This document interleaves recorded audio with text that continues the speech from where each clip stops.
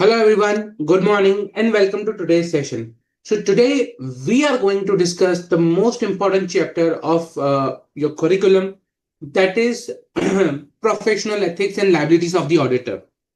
Now, when I talk about professional ethics and the liabilities of auditor, the whole chapter, is divided. I usually divide this whole chapter into three parts. One, you have the provisions and the sections of the Charter Accountants Act. Number two, you have the schedules to the Charter Accountants Act. Number three, you have the other Council General guidelines and code of conducts. So all the other part which are there. Okay. So that is in the part three. So I usually divide this particular chapter in three parts. Okay. Now, when I talk about part one, when I say sections to the Chartered Accountants Act, basically it covers like membership, disqualification, branch, who can use the designation of a chartered accountant, then deemed to be in practice. A lot of things are there in that. When I talk about schedules, we talk about first schedule, second schedule, part one clauses. So all the clauses which are there. And when I talk about other part, that is the Council General guidelines with respect to networking, with respect to advertisement, with respect to logo guidelines, other matters which are there. So all those things are there in that. So this is how usually I structure the chapter. Now, for a quick revision purpose, what I will be doing is I'll be taking part second. That is a very important part. Is the schedules to the Chartered Accountants Act.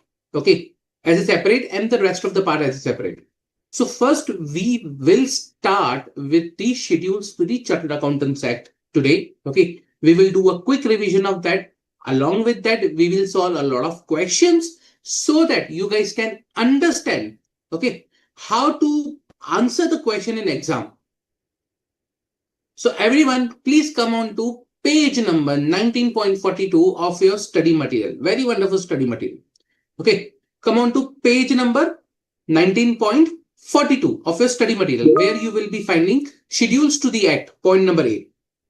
Okay, now when I talk about schedules to the act, basically, okay, so there is a definition given of professional misconduct, there is a definition given for the other misconduct, and there is a reference provided in section 22 of the Chartered Accountants Act, which defines two schedules, first schedule and second schedule. First schedule is you're divided into four parts. Okay. First schedule is divided into four parts.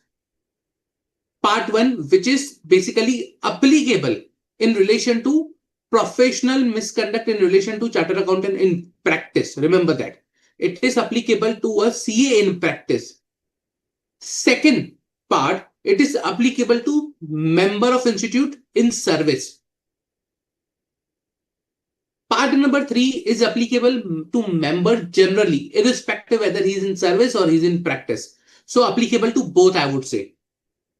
And part number four is a member of, it's about other misconduct, which is again applicable to member of institute generally. So practice plus service, but it is other misconduct. Remember that, other misconduct. So when I say other misconduct, it is different from your professional misconduct. So whenever you have to write the answer in exam, if it is the other misconduct, you have to end with like the person, like whatever name it is, XYZ person is the guilty of other misconduct, not the professional misconduct. We will come to the discussion also why there is a difference and what difference it makes. But as of now, just park it. There are two separate things. One is your professional misconduct, and second is your other misconduct. Okay. Now coming to this was the first schedule. Now coming to the second schedule. Second schedule contains three parts. One is applicable to CA in practice. Second is applicable to member generally, not only practice, it is generally. Okay. So basically, if I talk about, it is applicable to all CAs in service, in practice. So it is applicable to member in generally. And third part is about the other misconduct. Part three is about the other misconduct, again generally.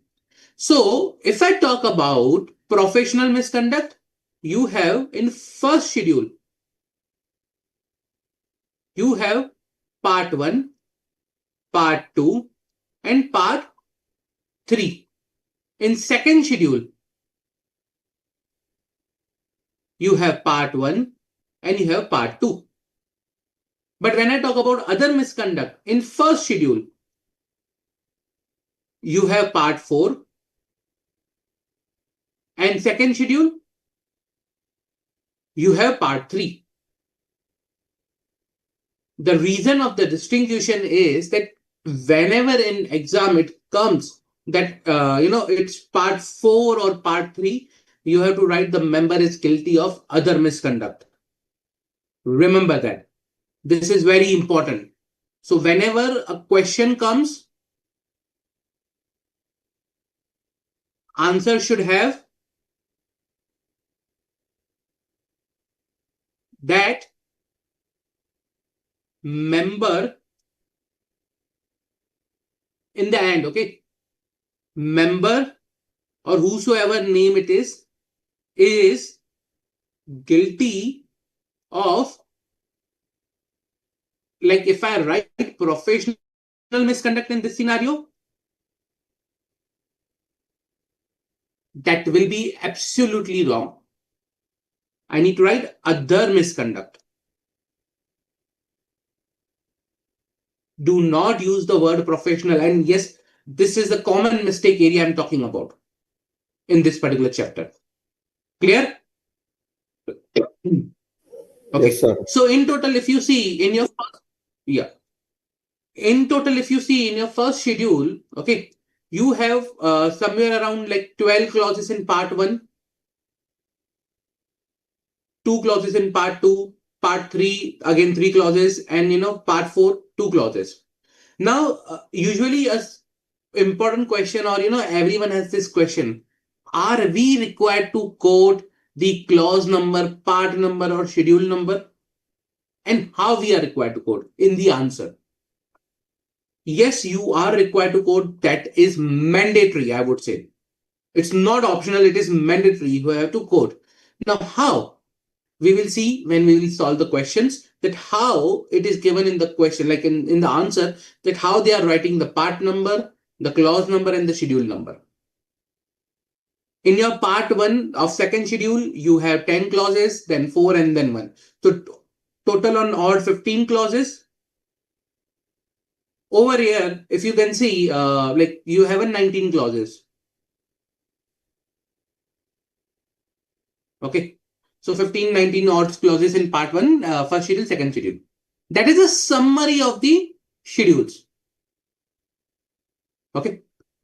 Now let's proceed, and first we will start with first schedule part 1. We will start with first schedule part 1. Okay. What we will do is we will quickly go through all the clauses, and I will discuss some clauses in detail, and then we will go to the questions. But first we will go to all the clauses, and we will write and prepare a summary. I would request everyone to prepare this summary with me so that you can use this summary at the time of exam. Okay. So, part 1, CA in practice. Okay. And this is professional misconduct. Remember that. So, part 1, CA in practice, professional misconduct. Okay. Now, first, clause 1. So, what it says, what clause 1 says about? Can anyone quickly tell me clause 1, part 1, first schedule? Sir, if allowed to participate, practice in his name, except a CA in practice who is employed in that partnership firm, then Absolutely correct. Yes. Yes. Yes. So, if you allow anyone to practice in your name or use your name, you will be held guilty of professional misconduct unless that person is a CA in practice, your employee, or you are in a partnership, then that person is a partner. So, allow anyone to practice in your name. Okay. The keyword over here is, I will highlight the keywords for you. Okay. So that you can easily remember those keywords. Just give me a minute. Yeah.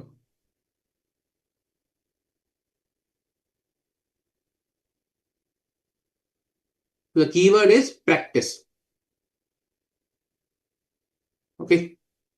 Basically, if you see here, allows anyone to practice. That is important part. If you allow anyone to practice, then you will be held guilty of professional misconduct. Now, there is an exception to this.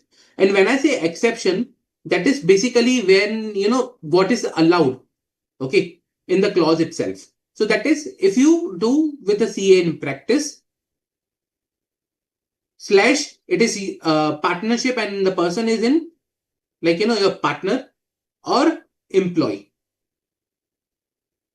If these are the persons with whom you are doing, you are allowing your name to be used, or these persons are using your name, perfectly fine.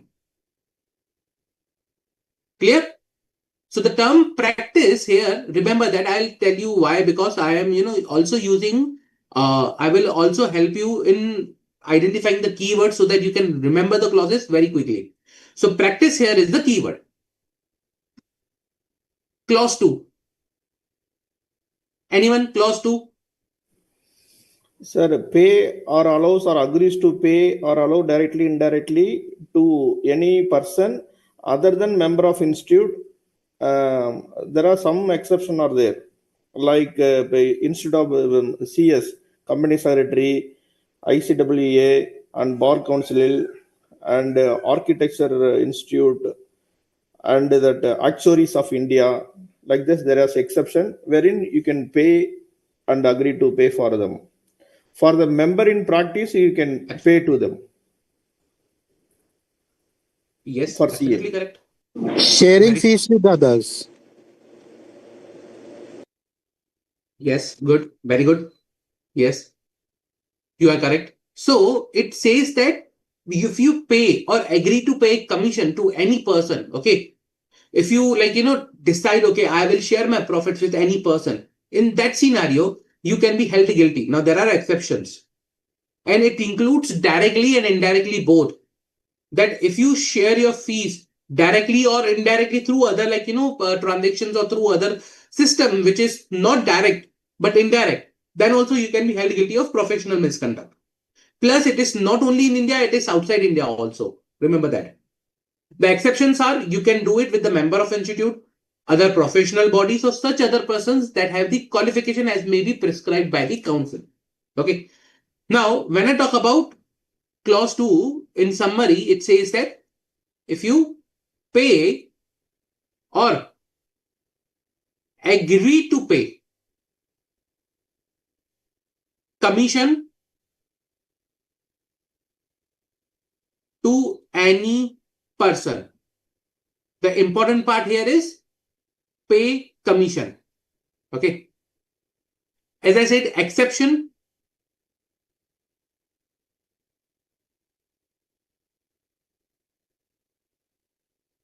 That means that you can do it with member, you can share with member, you can share with the specified person.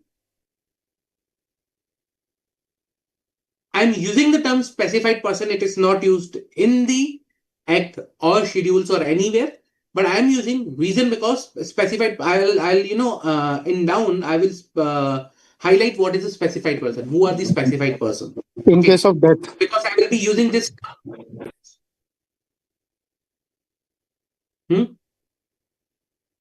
So in case of death of a partner, legal representative. Yeah. Yeah. Over time, yeah. For that is also there in the case of death of partner. You are allowed to share, but there are certain conditions again to that. So it is a treatment of goodwill that is there when a person particularly dies. So yeah, that comes under allowable part of the clause 2. So third part is at the time of death of member partner for the partnership firm. Okay. Or rather, I would prefer to write over here is goodwill, treatment of goodwill. That will be very helpful for you to remember.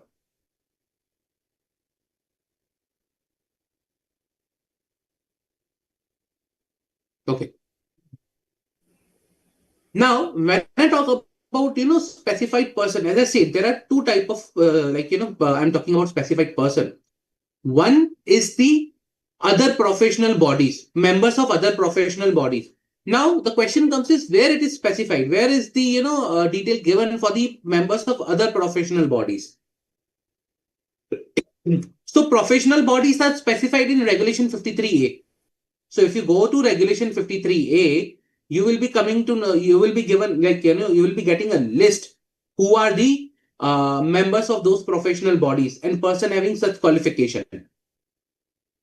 So I will write for your reference. Here is Regulation 53A. Okay. Clear? Any doubt? Sir, can you see, can we pay the amount of commission to the member of institute, our CA institute, who is not in practice? Who is not in? Not in practice. Practice. Yes, sir. See, now, if you see the clause itself, it says that other than a member of institute. It doesn't says that other than the member of institute in practice. So if you pay to a member of institute, it is fine. It doesn't specify about the practice. Okay. Even the person in the service also, for him also he can pay, right? Yep. Okay. Okay, sir. So he should be member of institute. In practice or not, it's not specified. So you can pay both. For the class 1 is the member in practice is must. For which one? For class 1. See, in that case also, okay, for clause 1, basically see, at that point in time also, if it is an employee, then in that case, he can use your name. Okay. But if he is not your employee, he's not your partner, then he has to be chartered accountant in practice. Over there, it is specified he has to be in practice. That's why I have used the term in practice over here, and I have used the term member over here. Okay, sir.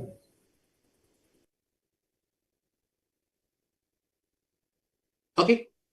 So now let's go to the clause number 3 quickly. Can anyone tell me what is clause 3? We accept or agrees to accept any profit or share from the professional work of the person who is not a member of institute. Here also there is a exception. Yep. Yeah, regulation 53. Yeah, yes, very good. Yeah, regulation 53A members. Absolutely correct. Yes. So if I here basically accept or agree to accept, again, directly, indirectly, any part of commission or any sharing of profit for any professional work, in that case, I will be held guilty of professional misconduct. These are pretty straightforward. Okay. Accept or agree to accept commission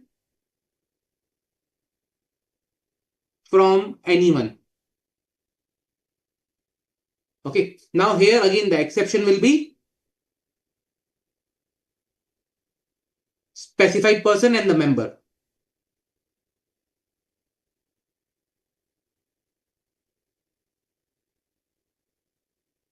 Okay. Plus, there is one more point that I want to discuss over here is that in case, let's say this is, you are accepting any parts of the profits of the professional work, but it is specified or it is, specifically given that It should not be like if you have, similar arrangement with the persons having qualification or persons having professional, membership of other professional bodies, that is Regulation 53A, that does not stop you from accepting the commission. Somewhere down the line, it is allowing you to be into a kind of, multi-professional body or multi-professional partnership, but provided the other professional bodies also allow that. Okay. So also remember that, okay, institute allows it, but it is also, you need to see from the side of the other professional bodies whether they allow such kind of sharing or not. But as of now, for the exam purpose, remember, members specified person are exempted, so clause 3 will not be applicable. Regulation 53A, just like clause 3. Whether we need to mention the Now, subclass, clause 4. Sir, whether we need to mention the subclass of 53A is not required, no? If you can mention, that is more appropriate. Subclause 1 or subclause 2, if you can. Otherwise, if you can't, see, if you can don't remember, so whatever is available, that you have to specify. Okay, 53A mentioning is enough, right? Regulation. See, if you want, again, I'll tell you. Now, 53A and 53, like when you are referring, and if you specify specific subclause also, that shows to the reader of the your answer that you have the in-depth knowledge, and this it's create other kind of what you can say scenario. The reader is aware that okay, you know the answer, so accordingly the answer is read. But if you just write generally, even I can write okay as per the Chartered Accountants Regulation 1988, so it's also considered. But the in-depth the depthness of your answer differs, and accordingly marks may differ in that scenario. Okay, sir. So try to be as specific as possible in quoting the provisions. But let's say in exam, if you are not able to, you don't remember, try to specify whatever you remember. See, it may happen that in exam I may not be able to remember 53A also. So that means, should I leave it everything? Like, should I also not write Chartered Accountants Regulations? Answer is no. Even when I'm writing Chartered Accountants Regulation, I need to specify the year also, 1988. If I don't remember, I can write whatever I remember, but that doesn't mean it gives me an option not to write. Remember that. Okay. Now, clause 4 enters into partnership inside, outside India with any person other than the CA in practice or such other person who is member of a professional body, having such qualifications. Okay. So again, specified persons. So if you enter into a partnership in or outside India, except for a member in practice, chartered accountant in practice, or specified person, you will be held guilty of professional misconduct.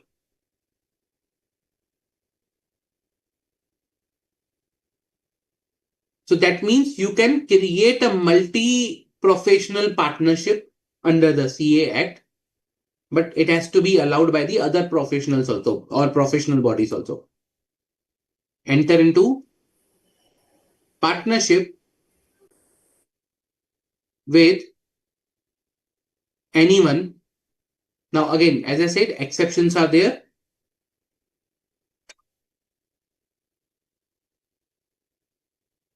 Exception, member, or specified person. So here the member in practice is right, or member? Here it is member in practice. So I have to write, yep. So I better to write CA in practice. Okay. Now, here it is CA in practice or such other person who is the member of professional body and having such qualifications. But there is one more part. That is whose qualifications are recognized by the central government or council. So we have seen Regulation 53A for the specified person. But there is one more regulation now. Regulation 53B. Okay. So regulation 53A and 53 both will be applicable over here.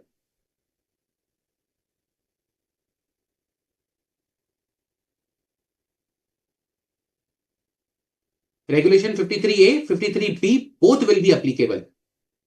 Okay. In this particular scenario. Clear? Yes, sir. Any doubt? Okay. So these were the clause 1, 2, 3, 4. Now, can anyone tell me quickly what is clause 5? Secure a service from a person who is not an employee of the such a CA.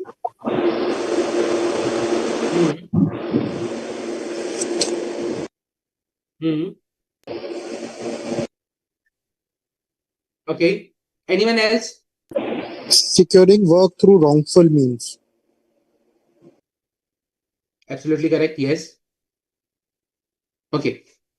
So basically, if you secure either through the service, if you secure the work through the service of a person who is not your employee, okay, who is not your partner, okay, or through means which are not open to a chartered accountant, in that case, you will be held guilty of professional misconduct.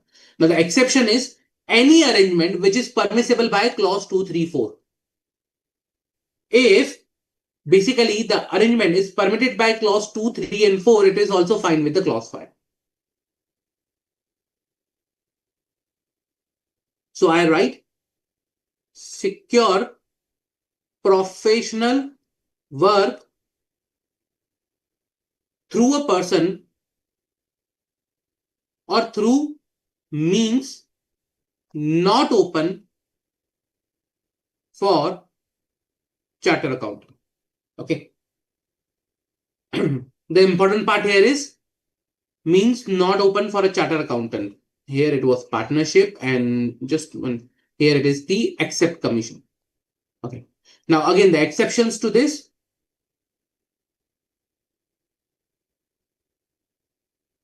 Clause 2, 3, 4. If something is allowed by clause 2, 3, 4, it will be allowed by 5. Allowed by clause 2, 3, and 4. So allowed by 5. Plus, if you secure the work through the employee or the partner, that is also fine. So employee or the partner. In that case, that is also fine. Okay. So this is clause number 5. Now, clause again, clause 5 has an interplay with clause 6 and 7. Because if you try to secure the work through advertisement, circular, personal communication, so you are using the means which is not open for a chartered accountant, but you are also soliciting the client or professional work through advertisement. So clause 5 and 6 both will be applicable in that scenario. Okay, or it may happen that clause 7 may also trigger based on the particular scenario, like what you are doing. Basically, clause 7 talks about advertising professional attainments. Okay, so a lot of things are there, but if you say advertise your professional attainments in order to solicit the work, in order to solicit the professional work.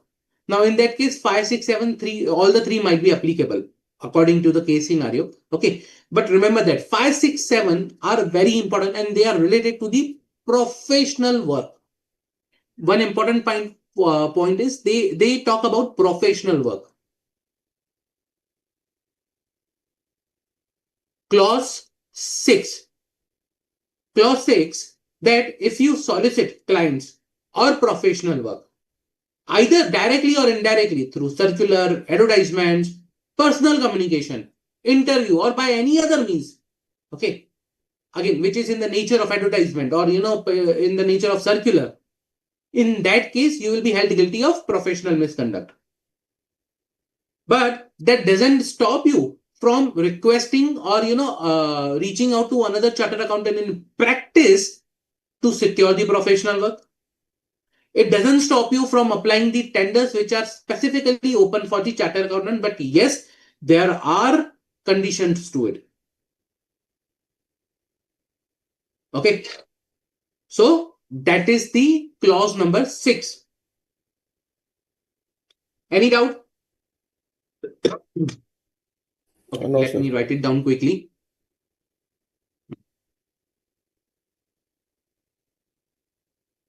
Solicit the clients or professional work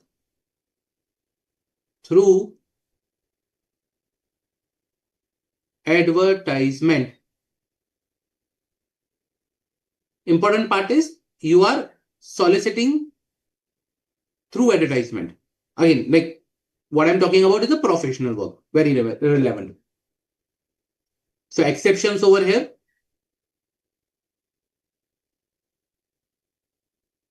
One, requesting CA in practice.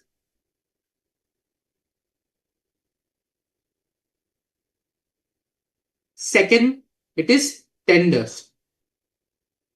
I'm applying a strict mark over here because conditions apply. Clear? Now, I'll quickly discuss some of the important points with respect to the advertisement. See, whenever there is an advertisement and note in the press, there are, options available to chartered accountant. Like, it's not like it's totally banned. Like you cannot advertise or give a note in press. But the exception to that is that, whenever you are doing an advertisement or note in the press, it has to be, on a professional level. Personal canvassing, advertisement, like, you are the best, something like that is not allowed. It's not allowed. You can give, for example, if there is a change in office, if is there a change in the particulars of the partnership or change in the particulars of firm, yes, you can give. Such announcements are there. But again, limited to facts. What is the facts particularly given? Okay. So it's not like that it's totally banned, but yes, it should not be in the form of advertisement. It should not be advertisement. If there is some information to be given, perfectly fine, allowed. Again, then applying to the empanelments, yes, you can apply to the empanelments for the professional work which are open for the chartered accountants in practice. Okay, now we have a MEF form, multi-purpose empanelment form. Okay, for the chartered accountant in practice, you can apply to that. That will not fall part of clause 6. But if you apply and make a roving inquiries, like if you are not aware whether there is a professional work or is there or not, if you are not aware whether there is some, kind of, let's say, opening is there for the professional work, is there any empanelment, there is a panel, and you still apply, that's a roving inquiry. And roving inquiries are not allowed. Then responding to tenders. Now, responding to tenders, as I told you, there is a condition given. Okay.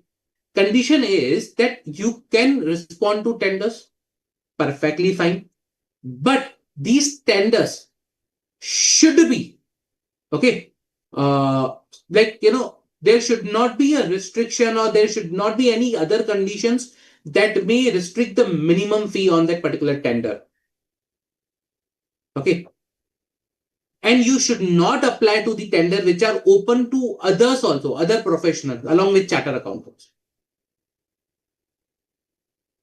Again, there are further conditions to it with respect to the tenders. Okay, like deposit, if it is there in the government tender, EMD deposits or security deposit, it's fine. Then comes to the publication of books or article. So Can you publish a book? Can you publish an article? Yes. one question, sir. You said that we should Yes. not apply if there are other professionals also applying for that particular post. Yes. So he cannot apply for that, like a cost No, because accountant competition, because it will lead to competition and all. yes.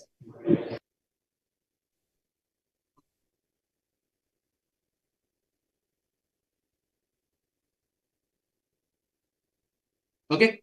So then going to the publication of books and articles. Publication of book. Can a chartered accountant publish a book or article? Yes, he can publish. book or article, but subject to conditions again. Okay. Where like he's only using the term designation as a chartered accountant. He's not doing any kind of advertisement. And he's not using that book to solicit the clients. Usually it is not permissible, but however, he can, like, if it's a professional book, it's a professional article, he's only mentioning, designation of chartered accountant, nothing else is mentioned, it's fine. So, but Issuing greeting cards, yes. so can he write on other subjects like a cooking book, for example? He he brings out a cooking book on other. See, Huh. hmm, in that case, if he is carrying out other, like, cooking book or something, over there you need to understand what you are writing. Are you writing about your firm details? Are you writing about your see, the whole part here I'm talking about is CA in practice. Now if you are a CA in practice, if you are writing a cooking book or doing a cooking business, again there are other clauses also, permissible business activities or activities that might be applicable. Remember that. So if you're a CA in practice, you have to be sure what activities you are carrying on, whether they are permissible or not. Sir, you mean to say that when the publication of books or article presentation, the person who is presenting, who is a chartered accountant, he can mention his name and chartered accountant. Other than this, he should not mention anything other than this, except name and chartered accountant. Am I right, sir? Yes. Yes. But can he mention his firm's name? Provided it is in the it's not in the form of advertisement. See, you can mention firm's name, but again, it is subject to, it should not be in the form of advertisement. It should not appear like, you are advertising your firm's name. Sometimes in news article, they quote the name of the firm, partner of this firm. Perfectly fine. It is being quoted. Remember, you have seen news articles sometimes. Okay. But like if it is quoted in such a way that it appears as an advertisement, then it is not allowed. So you have to see the essence. What is the essence behind? Whether it is in the form of advertisement or whether it's in the form of, just like referring the name for the information or for the factual purpose.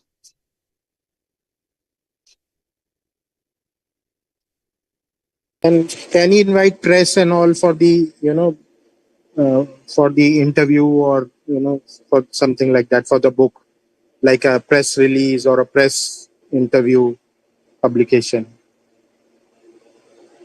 See, again, now when you talk about press release or publication, it depends. See, it becomes very, subjective because is it in the form of advertisement? Now, if I'm inviting a lot of press, if I'm inviting a lot of, media people for the release of my book to make it grand, appealing, so that at the intention is to advertise my name or to advertise the name of the firm or somehow, to create the, advertisement about me, it's not allowed.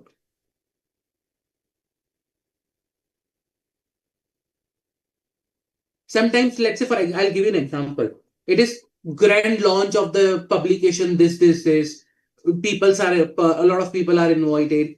In that case, when you even I'll just talk about, let's say, in grand launch also, when you have invited a lot of press, you publish a poster about the grand launch. What things you have mentioned in that poster, how you have specified things in that particular poster also matters.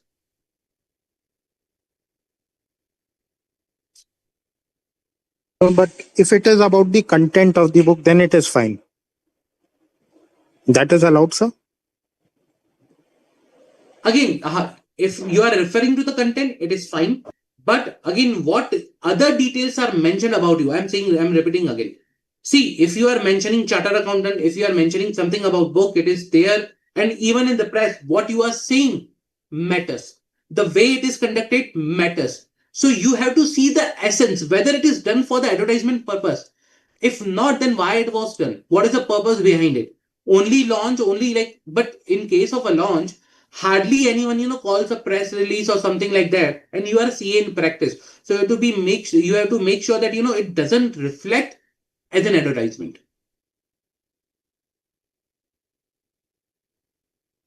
Okay, sir.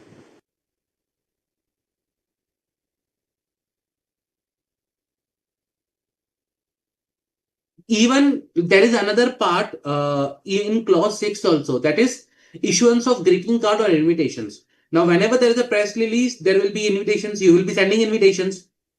Now, that particular restricts invitations to only client, relatives, and friends. If you invite the whole society, everyone who you don't know, even if you send invitations to the companies, they if they are not your client, again that is a problem. If you are celebrating your book launch, so there are certain celebrations allowed. For example, silver, golden, platinum celebrations. Now, if you are celebrating your book launch, again it could be a problem, because chartered accountants in practice or a CA firm is not permitted to advertise the events organized by the firms.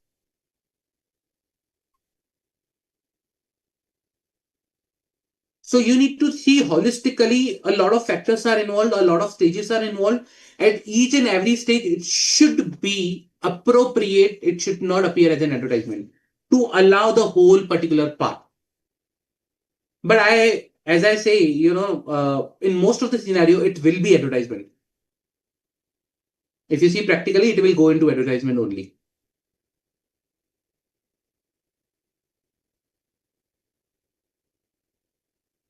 Any doubt? No, sir. Hmm.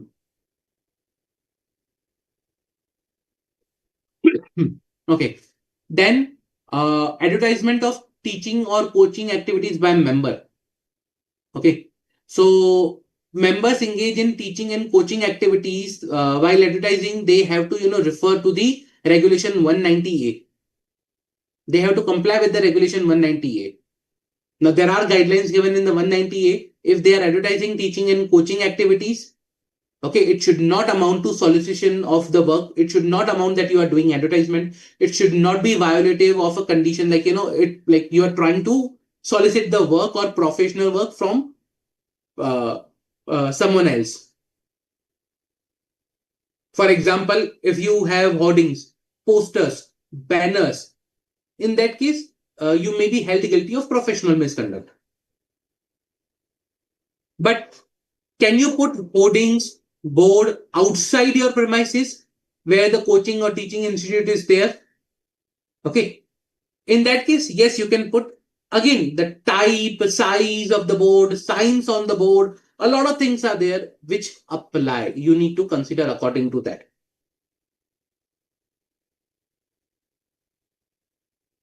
Can you share the firm profile with the prospective client? Answer is yes. If a client have asked you, you can share. Can I share my firm's profile to a lot of people outside who are not prospective client, like posting on LinkedIn or social media openly, mailing to the people? Answer is no, you cannot do that.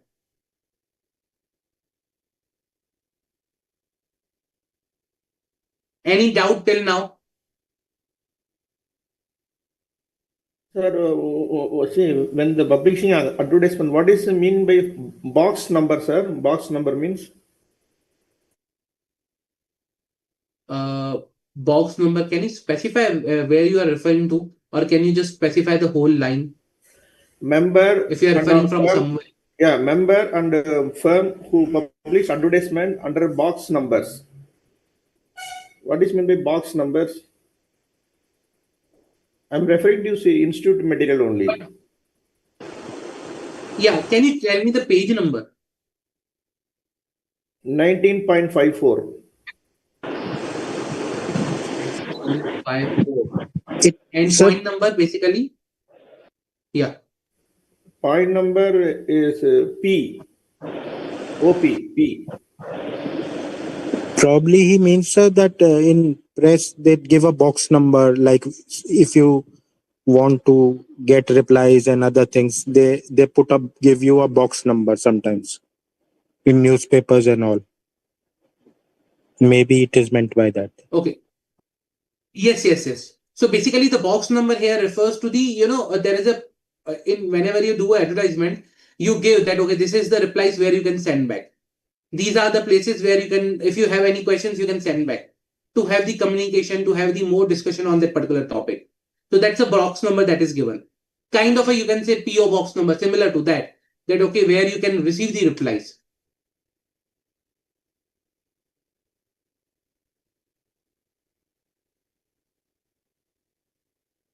I hope it's clear. Yes, sir. One important part is about educational videos. Okay.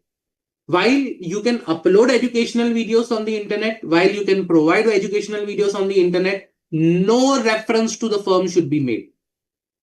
No reference to the, about your practice should be made in that.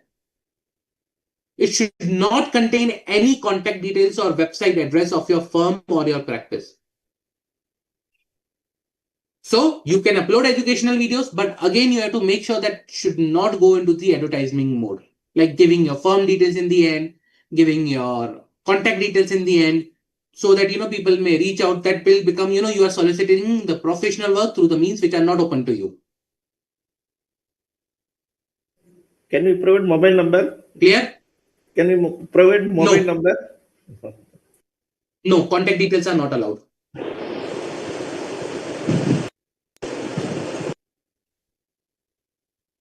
So they will give a something like he's made a educational video and he says that he's giving the number to solve the queries of the people who may have a problem with that, who may have a anyone who has a question relating to this video, they can contact me on this number, like they have a problem with some issue, with some discussion over there. Then what does it amount to? They'll ask things like that, I think so. See, again, you need to examine from the perspective whether it's in the form of advertisement. See, at the end, the intent matters. Why you are doing this? To resolve the queries? Or you, like, again, there are ways. Like, for example, the number is given. The number which is given is the number of your CA firm? Is the number like which you provide to your clients also? If that is the scenario, yes, then it will become an advertisement. But if you create a separate platform or a number where you are only receiving queries, if you can distinguish that these queries are, then these people are not converted again back into your clients. You are not soliciting the work from those people who are reaching out to you for queries. And who is reaching out to you? General public or member in practice or other members? So that audience also makes a difference.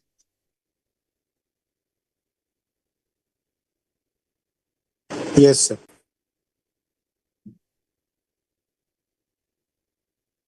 Any other doubt, guys? Very important clause. Clause number 6. Yeah, clause number 6 contain a lot of information.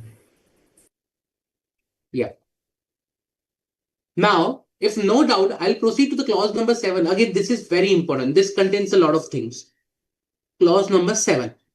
Clause number 7 talks about advertising professional attainments. If you advertise your professional attainments, services, you use the designation other than the designation of a chartered accountant on professional documents, visiting cards, letterheads, okay, unless and until it's a degree recognized by the university, okay, unless and until it's a membership of any institute, then it is fine. Otherwise, it is not fine. Okay, so if you advertise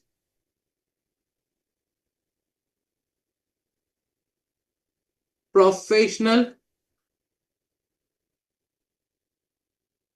attainments, now here basically or services, basically here a lot of people ask me a question, sir, if I don't use the designation, if I'm not using the designation of any other thing, but I'm indicating that I have received this graduation degree, is it using like just like a designation? So what is the difference between designation? What is the difference between, if I specify the membership, what I can not do? I'll tell you.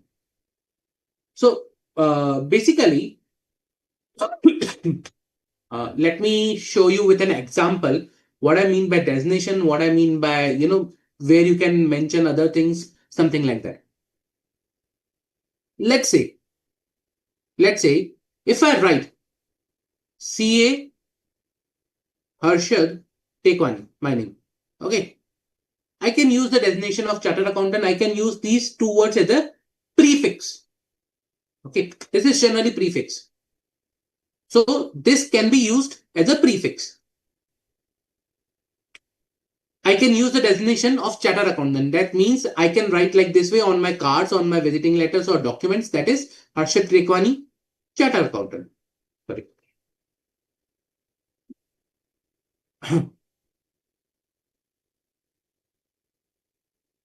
Okay. I can write that. Perfectly fine. Not an issue. But if I write chartered accountant, corporate, lawyer, these two things on my card, this is known as your designation, which is not allowed. If you are using the designation of the chartered accountant, then you cannot use any other designation. Okay. Can I use like CA, CS, or whatever it is, Harshad Tekwani? This is again, prefix, or you are specifying you are chartered accountant. This is also not allowed. I'm talking about again CA in practice. Remember that. Whatever we are talking about CA in practice. Can I use then where can I use about the membership of the institute or other recognized professional bodies or recognized by the council, or where can I use the degrees? Where can I disclose that? So basically, how do you write your degrees? After the Harshad name. Tekwani. Yes, after the name. I can write like LLB, BCom. So these degrees are there after the name. I can write it perfectly fine. Or memberships. If you have to write memberships, how do you write? You are the associate member, fellow member. For example, I'm the associate member of some other. So something like that. I'm the associate member. So something like that. I need to specify the membership. I can specify the membership of that professional body that should be recognized by the central government or the council. Okay. So if that professional bodies is recognized by the central government and council, I can use that. But if that is not recognized, then I shouldn't be using. So having this designation of corporate lawyer, advocate, having some other designation is not allowed.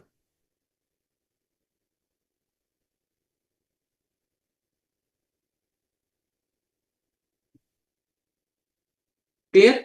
But there are certain designations which you can use it perfectly fine.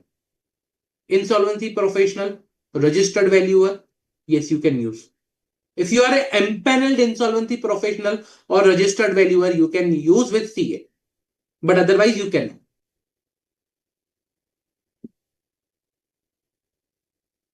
Clear? Any doubt? Yes, sir. There is a doubt. Yes. Sir, he's organizing a seminar or a training session, and the host describes his profile. So in that case, will he be guilty if he if he if the host A does it on the insistence of the member, or he does it on his own? He describes his qualifications, attainments. See, the guideline or which, if I talk about the conditions which are there, it says that it should not result into publicity. Okay. So the boundary is about the publicity and the intent. Now, you can give interviews, you can give seminars, you can be introduced in that. But provided, is it resulting in a publicity? Like best charter accountant, we have a best charter accountant with us who is in practice, who has a 10 years of experience. He handle this client. Plus the corporates, the people from whom you are soliciting the work, they are sitting in the audience. That is the publicity that is happening. But let's say you are giving a seminar to the member of the institute, to the CA in practice, and over there they are specifying the area in which you have done a work to demonstrate your knowledge to the member in practice. Then it will be fine, because you can solicit the work from member in practice any which ways, that is allowed. And over there your intent is not a publicity, rather than to provide that okay, this person has the knowledge. So here you have to see the intent. I was asking that the host interviewer, he describes his qualification like he's a best chartered accountant, he's very knowledgeable in that subject. In that training session or seminar, if he does it It on will his be own, the responsibility. how No, how no, can so it how will can be I, the how will he ask him to don't speak about my qualifications or something like that? No, no, yes, it is done, because whenever there's an announcement or something like that, you have to make sure you, like, whatever the person who is there on the stage who is introducing you has to make sure that you have to make sure as a member, if you are going over there, member in practice, you have to make sure that the way your name is being taken, your name is being associated is very important. Tomorrow that speaker says, no, no, he's done the audit of this company, which is might be factually incorrect. In that case, what you will do? You will just sit and see that. No, whenever these kind of seminars or open public interviews happen, these things are taken care of. That okay, how the name is being used, what they are saying against my name, what is there. Yeah, the CA should not be, his name should not be discredited at any point in time. Yes, yes, absolutely. Okay, sir. Thank you. Hmm. Okay, so coming to clause number 7 that we were talking about, advertisement of professional attainments or services. Okay, but again the exception here is, I was describing about the exception. Sorry, just a second. Give me a minute. As I was describing about the exception, exception is where it's a like if you are doing recognized degree of a recognized university, or it's something membership of an institute that is recognized by the central government or by the council. So to write in a summary form, what I do is I usually specify that okay, either it's the recognized degree or membership. Recognized degree or membership.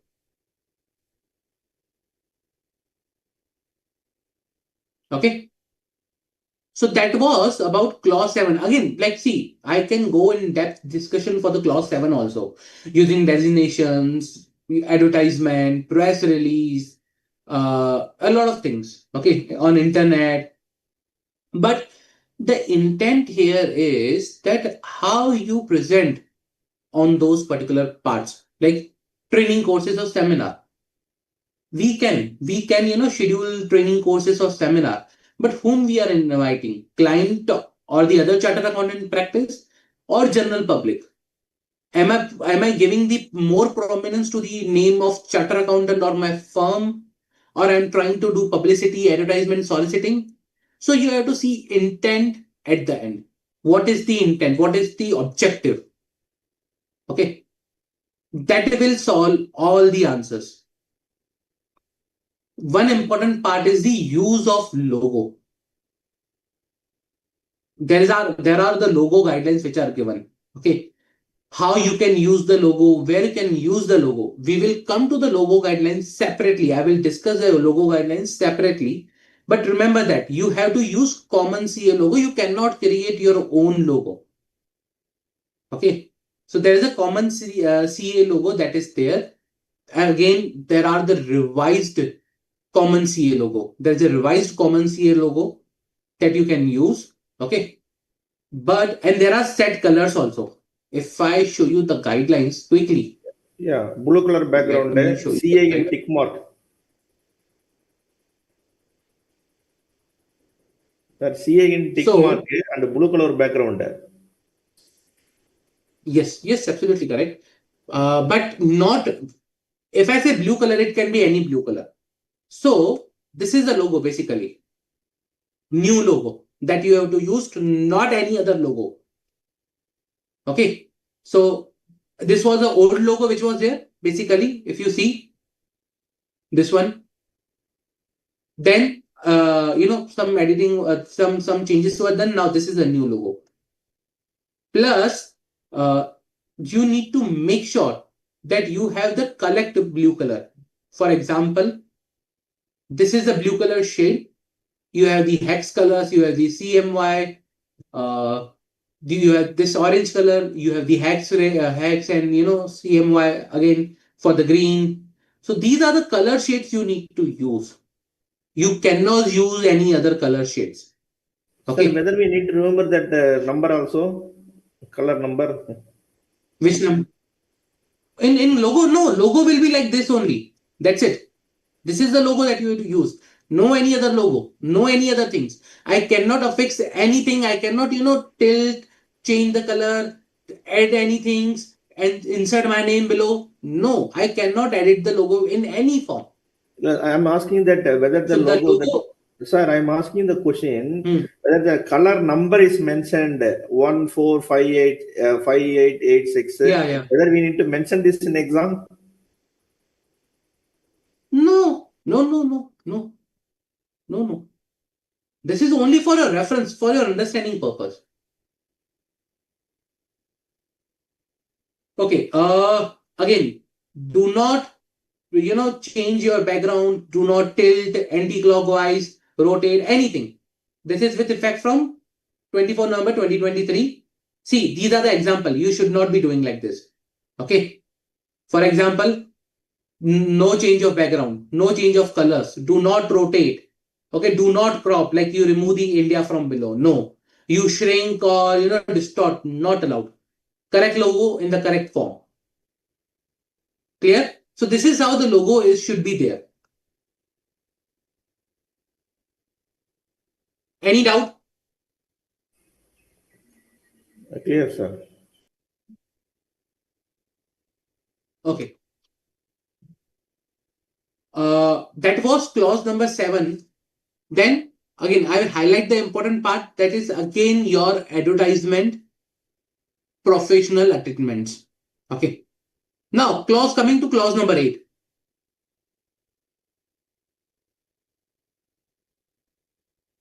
Can anyone quickly tell me what is clause number 8? Sir, accepting the professional work without communicating to the previous auditor. Yep.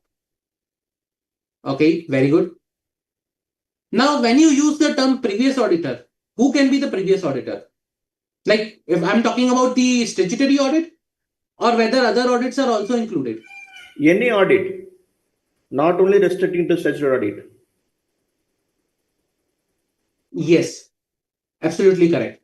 So we are not talking about only statutory audit. We are talking about statutory, tax, GST, internal, concurrent, any kind of audit. Communication is required. Okay.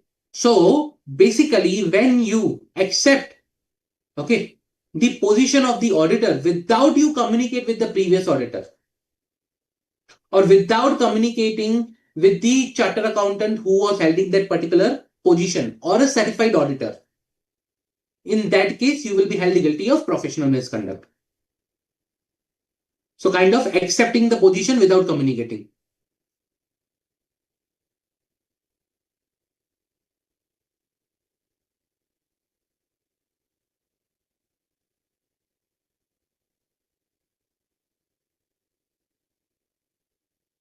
Accepting the position without communicating with previous auditor. Now, there are guidelines given for the communication. What it is meant by the communication? What communication means? Okay, so if you have to communicate with the previous auditor, then what actually communication means? What are the ways to communicate? For example, if you have to communicate with the previous auditor, you have to show that there is the positive evidence of that communication. Let's say, for example, if you have done a post, okay, the NOC letter or anything, or the communication letter, so there should be positive evidence of the delivery, that okay, the particular whatever communication you did, it reached to that particular person. And how you can do that? You can use registered acknowledgement due, where you are getting back the acknowledgement. Or else, if you are giving by hand, ask them to acknowledge and stamp it in their name.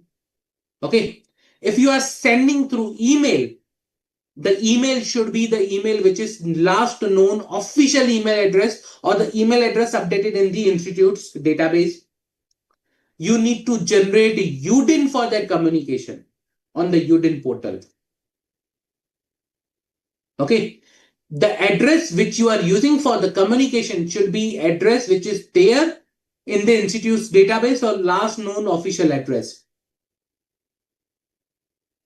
Then only it will be taken as yes, there is a positive evidence of the communication. Otherwise, it will not be counted as in communication. Now, why this communication is required? Because you should not accept the position.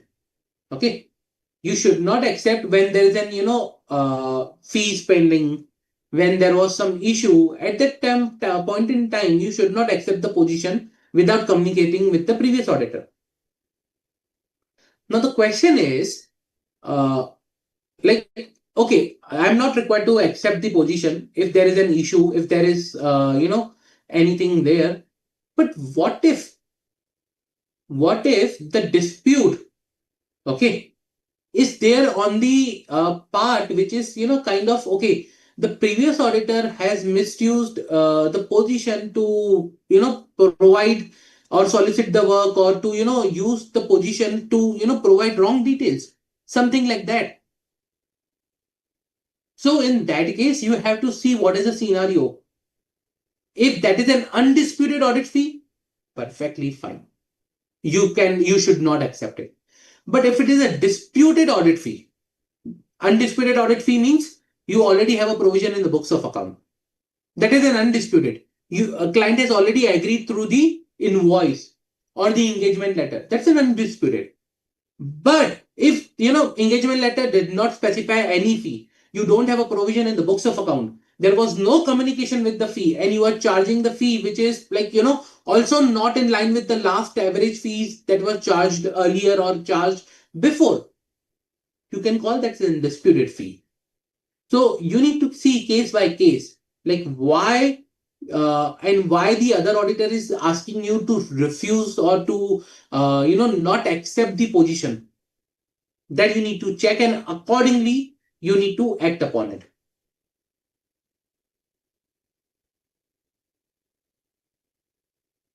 Okay. Sir, Any doubt with clause sir, 8? Yes, sir. sir, There is in case of the chartered accountant is appointed as the internal auditor,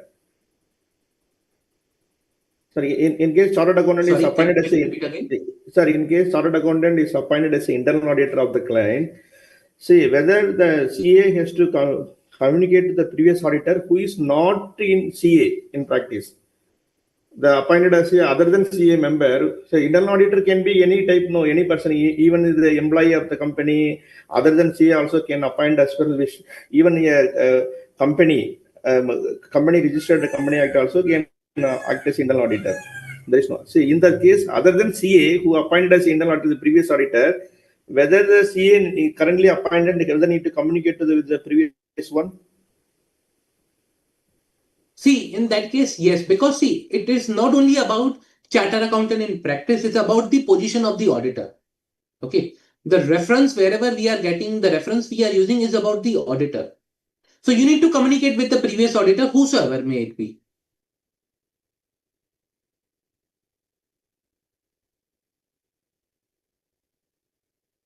Okay, sir. So, in case of a disputed fee, I mean, he has to know it from the. He has to know the reason for not signing the uh, NOC letter, or like suppose he gets to know the dispute through private means, like informal communication or some other CA informs him. So does it amount to knowing that there is a dispute, or it has to be only from the official source, like from the predecessor auditor informs him, only then it will be considered as knowing that there is a disputed fee? Okay, I'll tell you the course of action, how it works. Let's say, for example, today I sent a communication to the previous auditor, communicating like, okay, previous auditor, should I? Is there anything which should let me know that should stop me from accepting the position? Like I'll send him the letter. I'll give him the time period. Okay, I will be waiting for your response for this particular time period, reasonable time period, reasonable time frame. It should not be like, okay, give me tomorrow answer. No, it should be like, okay, I'll give you 2 weeks, 3 weeks, 1 month time period. Let me know, okay, if there is anything which can stop me from accepting the position. Now, during that time period, if he doesn't reply, if he is not replying, if he's not coming back, there is nothing stopping me from accepting the position, even though if I know from the informal source. See, first of all, informal source is that it's not from the official communication. So there is no way to validate it. Okay. Now, when I'm communicating with the previous auditor has to provide me the information. If he's not providing me the information, if he's not choosing to reply, if he's not replying back within the time frame which is given, that means there is no response. That is, there is no restriction also. I have the no objection from the previous auditor. I can proceed.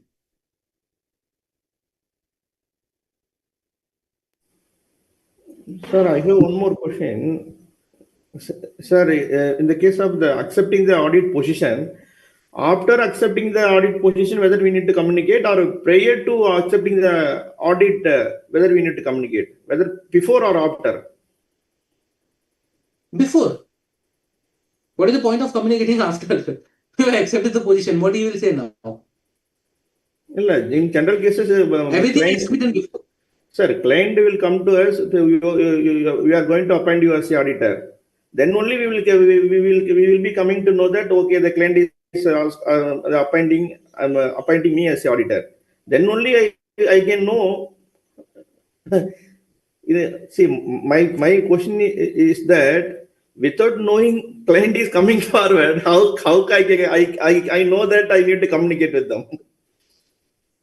So the procedure is, if you read even section 141 also and 139, okay, 139, 140 and 141, the procedure how it works is, client comes to you, they offer that we propose that you should be appointed as an statutory auditor of the company.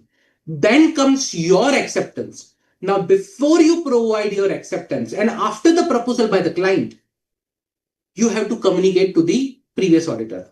Once you get the communication from the previous auditor, yes, please go ahead. You can provide your acceptance. And then there are communications like, you need to provide to the company that you are not disqualified under section 141 of the Companies Act. You are fully authorized, or you are fully, compliant with the provisions of 139 and 140, and then you can accept. Okay, sir. Sir, if the So previous this is auditor something happening between the. okay, sir. If the previous auditor is not accepting, is not replying, then what is the question, sir? Not responding to our If he's not, communication. if he's not, like at the end, you need to prove that you have the positive evidence of delivery. If you have the positive evidence of delivery, he's not replying, you can accept. Okay. How long we should wait for that reply, sir? Time period. So usually it should be a reasonable time frame. See, as of now, the reasonable time frame is not defined anywhere, but it has to be reasonable with respect to where he is there, where he is, how you are communicating, the mode of communication. Let's say, for example, I'm doing by physical post. Okay, I should provide him a month's time at least, reasonably, because the time I will send the reply, he replies me back. at least it should be a month's gap. Okay. It should not happen that, okay, let me know by tomorrow end of days. It should not be that.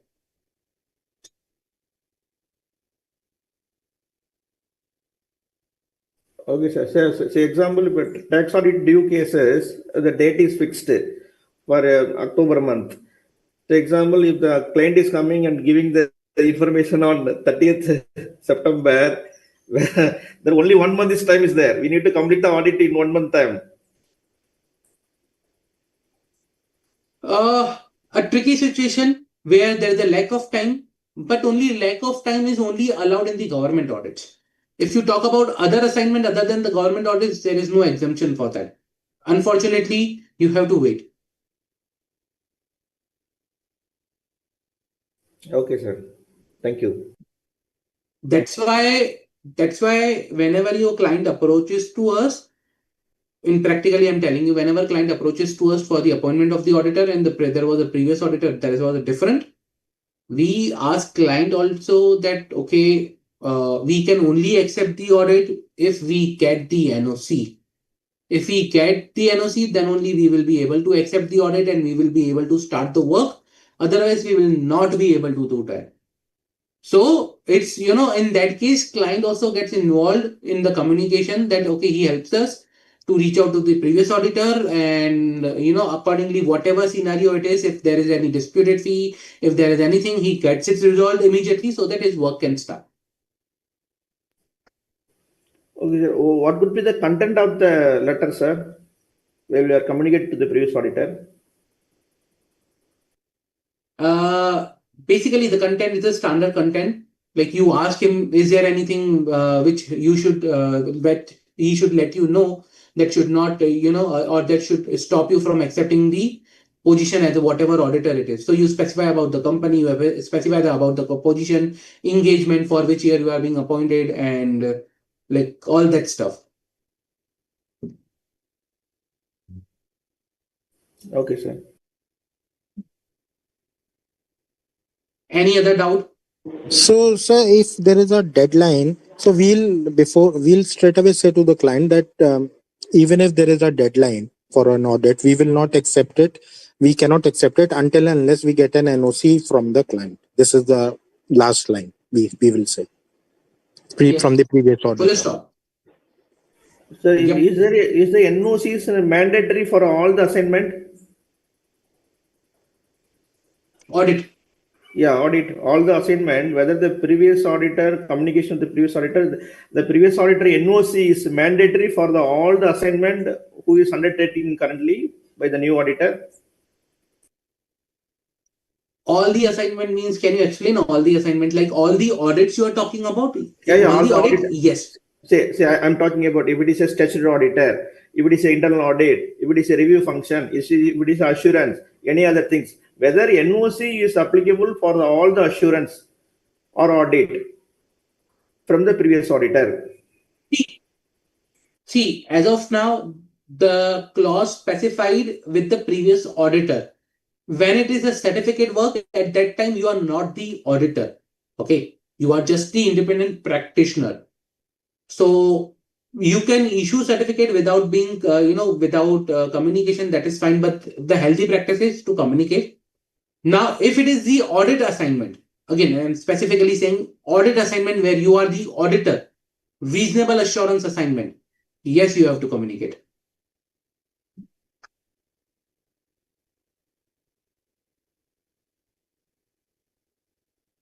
Okay. Okay, sir. So that was clause number 8. Let's proceed to the clause number 9. Clause number 9 basically talks about, accepting an appointment. Again, this is in line with the acceptance of the appointment.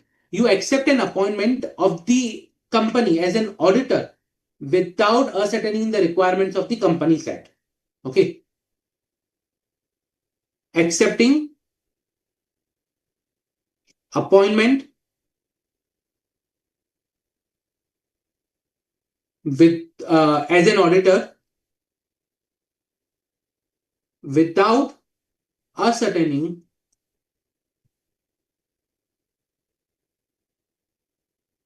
requirements of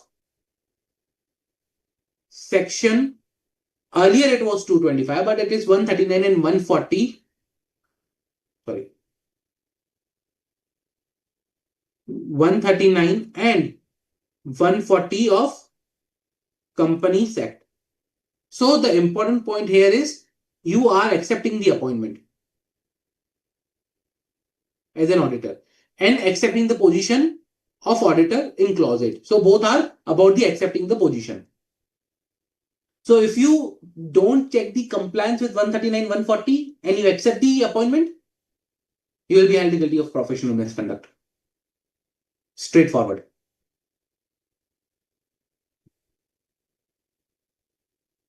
Any doubt? Sir, what is talk about 139 and 140, sir? 139, 140 is the procedure for the appointment of the auditor under Companies Act. First auditor, subsequent auditor, auditor in case of government company, disqualifications, resolutions, a lot of things are there. Okay. Like ROC filing, the details. Okay. Procedural part. Yeah.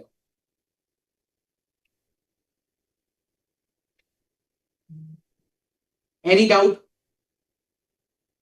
Straightforward, nothing complex in this. Check the compliance of 139, 140 and then go for the appointment. Okay. So that was clause 129. I would recommend let's take a quick 10-minute break, 5-minute break, and we'll gather back and continue forward. Okay. Let's take a quick 10-minute break or 5-minute break. 10 minutes, sir? 10 minutes, sir. 5 minutes. Let's take 5 minutes because we have lot many things to cover. Okay, sir. Thank you. Yeah. Thank you. Yeah.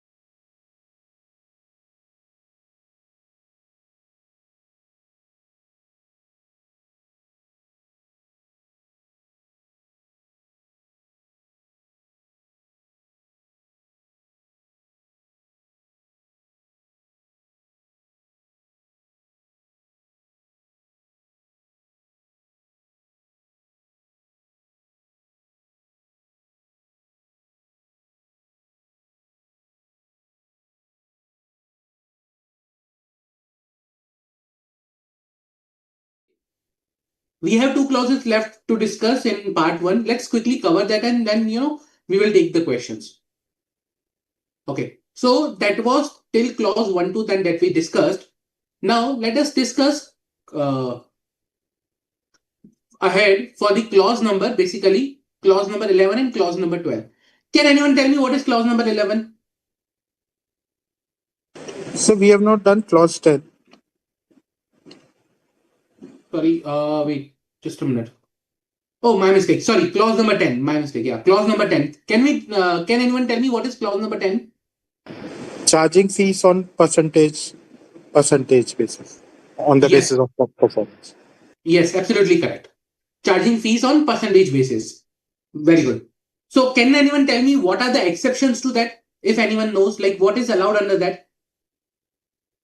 So in case of liquidation, the auditor is appointed as a receiver or liquidator. In that case, the percentage of fees is allowed, sir.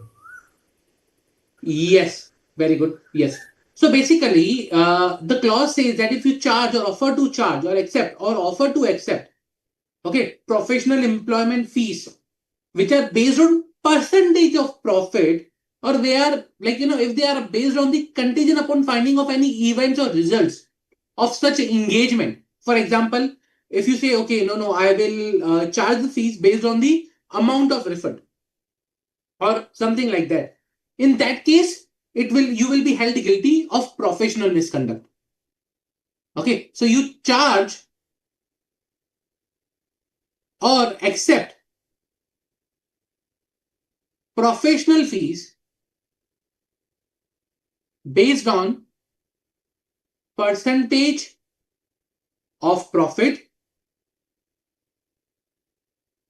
slash contingent upon finding of events.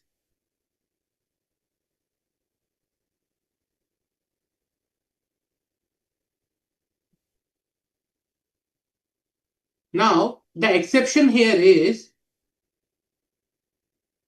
there is a regulation 192. Regulation 192. Regulation 192 basically allows, okay, that subject to these, okay, where it is allowed, you cannot accept. So 192 says you should not charge, but subject to these, like these are the allowed one where you can charge. In case of liquidator, percentage based on realization of disbursement of asset. In case of cooperative society, percentage upon the paid of share capital or working capital. Okay. In case of valuer of the direct taxes or duties, percentage may be based on the value of the property valued. Okay. In case of certain management consultancy services, okay, there might be, based on the council that allows it. In case of fundraising, based on the percentage of fund raised. In case of debt recovery, based on the percentage of debt recovered. In case of the cost optimization, based on the percentage of benefit derived.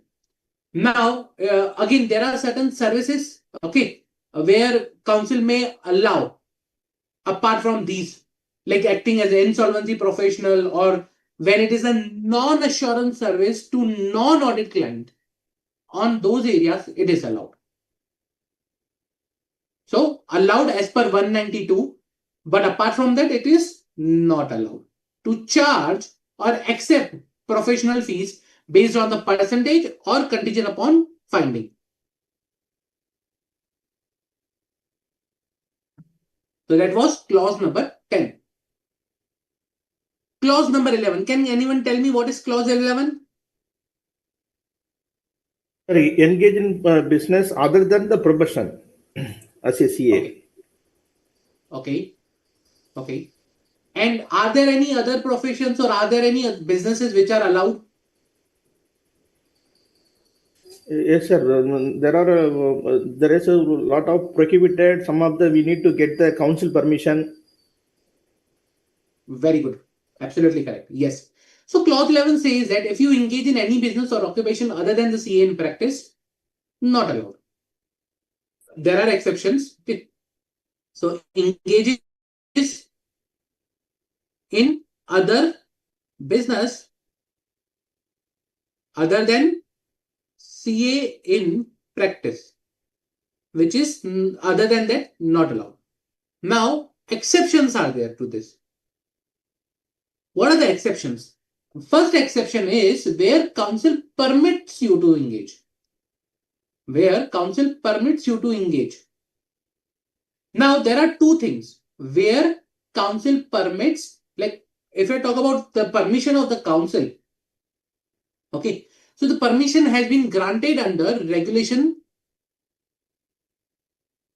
190A.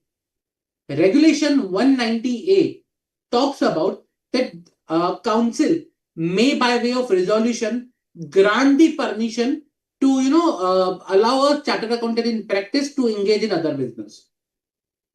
And for that you have the general permission, general resolution or specific resolution that goes to the 190A of the chartered accountants regulation, regulation 190A. Then comes the regulation 191, another regulation which talks about to engage in the business other than CA in practice. So you may act as a liquidator, trustee, executor, administrator, arbitrator, receiver, representative for the costing, financial and taxation matters, or may take up appointment made by the central government or state government or legal authority. Okay. Along with the being CA in practice. So that allows in 191. But again here, okay, you should not be on employment on a salary or full come basis. So it should not happen that you are on employment under a chartered accountant on a salary basis, on full-time basis, and then you are accepting. No. CA in practice can appoint or can take as a part-time basis, not on as an employment on a full-time basis, any of the item. Clear? This last line is not clear. See, let's say for example, I am taking the role of executor or liquidator, or let's say not liquidator even, let's say for example, administrator, but as an employment, that is not allowed. It should not be full-time employment that I am taking as a role. Part-time is allowed. Yes. Or where you are acting as an independent capacity, like you are not under the employment, that is allowed. Let's say, for example, I'm a liquidator in the independent practice. Okay, I'm appointed as a liquidator. Allowed. Okay, so that was, and if I talk about the general and special resolutions, like specific one, general one, like there are things for which or permission is already granted. Employment under CA in practice, private tutorship, authorship of books and articles, holding life insurance agency only for the purpose of renewal commission, attending classes and appearing for any exam, holding office of public electors like MP, MLAs, okay, acting as a notary public, part-time tutorship under the coaching organization of institute, valuation of papers or acting as a paper setter, editorship of professional journals, acting as a surveyor, recovery consultant, or owning agricultural land or carrying out agriculture activity. For this, there is no permission required.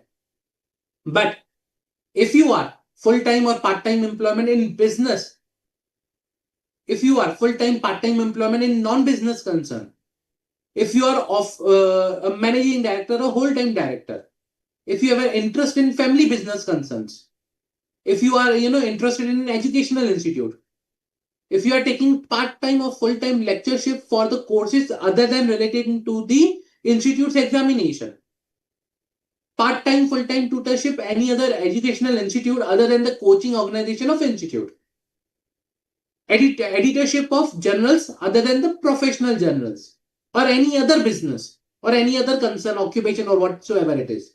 Over there, you need to take the prior approval of the council.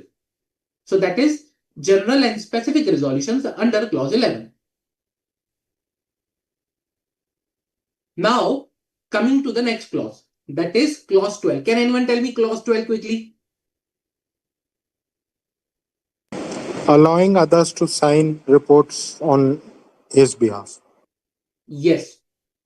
And who are allowed basically, or who are in the form of exceptions? Sir, partner can sign and who is the employee also who is in has certificate of practice can sign. Very good. Yes. So if I allow a person to sign on my behalf, I will be held guilty of professional misconduct.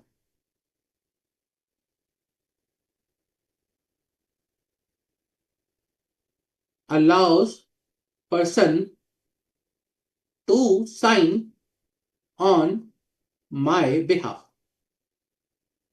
Remember one thing, like what I'm talking about here about signing of balance sheet, profit and loss account, reports of financial statements.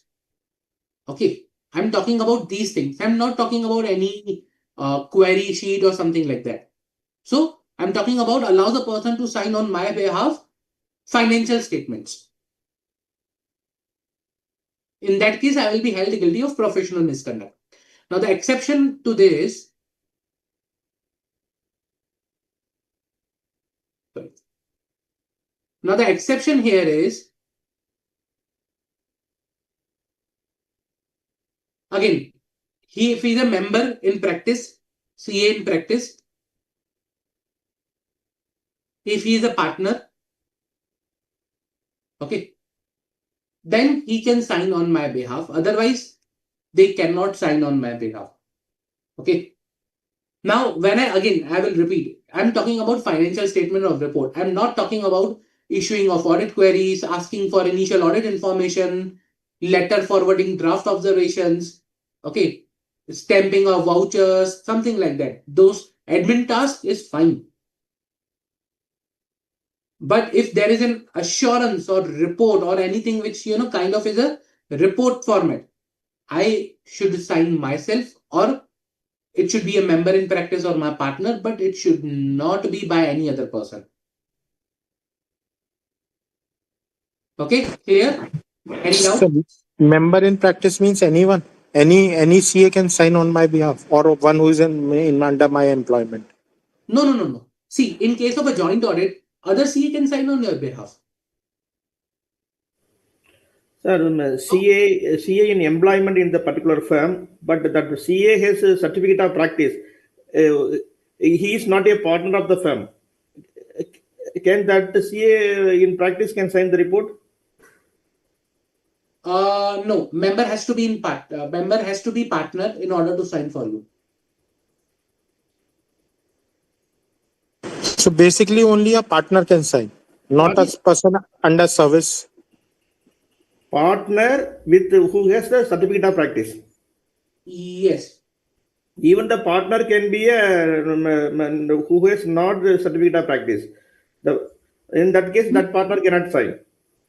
No, a CA firm having a partner who doesn't have a certificate of practice, like how you can practice them? Your partner should be able to practice, then only you can do a partnership with that. Okay, sir. Only the person who has a certificate of practice, that person only can have the contract, the partnership with the firm. Logically also, yes, because see, if you are signing audit report, the person should have a COP to sign the audit report.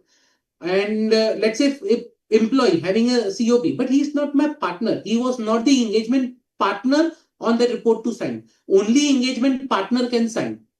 Like either he can be a joint auditor or he can be a partner in my CA firm. Okay, sir. I confused with the class number 2 and 3 who accept the fees and pay to and agree to the fees, wherein the firm can pay to member of the CA, but the practice is not needed for that COP. But where the signing consent, the COP with partner is mandatory. Okay, sir. Yes, yes, absolutely, yes. Okay. So any other doubts? No? Okay. So that was our part 1. Now, I will quickly cover part 2, 3, and 4 first, and then we will take the questions. Reason because part through 2, 3, and 4, they are pretty straightforward and they have a very less clauses. Okay. Compared to the part 1. Part 1 is a major one. And then we will go to the questions because we have to solve the questions also. Part 2. Part 2 basically is about the professional misconduct. Again, members in service. professional misconduct, member in service. Okay. Quickly, clause 1. What is clause 1? Part 2. Pays or agree to pay any commissions, employment undertaken. Say example, if the person is appointed as a senior position, if he is sharing his speech to somebody else, then he is a professional misconduct. Yes. So agrees or allows to or agrees to allow to pay directly, indirectly to any person any share in the emoluments of the employment, like any salary he is getting or any amount that he's getting from the employment. So agrees to pay any amount of employment, okay, to others. To others, then he will be held guilty of professional misconduct. Okay, straightforward. Are there any exception to this? Sir, for this, there is no exception, sir. Yes, absolutely. So don't try it that okay, member in practice, we can share with member in practice or other professional bodies. No, you are in employment now, you cannot. Clause 2. Quickly, clause 2. Sir, if the member in service is accepting any commission or fees from the while doing his service, Yes, then very good. Accepts or agree to accept, okay, any amount of profit or gains from a lawyer, chartered accountant, broker, or by any person appointed by such company, firm, agent, or even a customer of the company by way of commission or gratification, then in that case you will be held guilty of professional misconduct. So it says by lawyer, chartered accountant, broker engaged by company, firm or person, or agent of such company, or anyone. Okay. So if you accept or agree to accept from anyone commission or let's fees or profits, so I'll write as a fee as of here. Fee as commission, you will be held guilty of professional misconduct. Okay. So here the thing is that you have to maintain the ethical standards at a high level when you are in employment. You cannot accept any amount from your company's consultant, company's vendors, company's customers, or any broker appointed by the company. It should not appear that you are accepting some commissions, gratifications, or bribe from them to provide the to provide some benefit out from the company.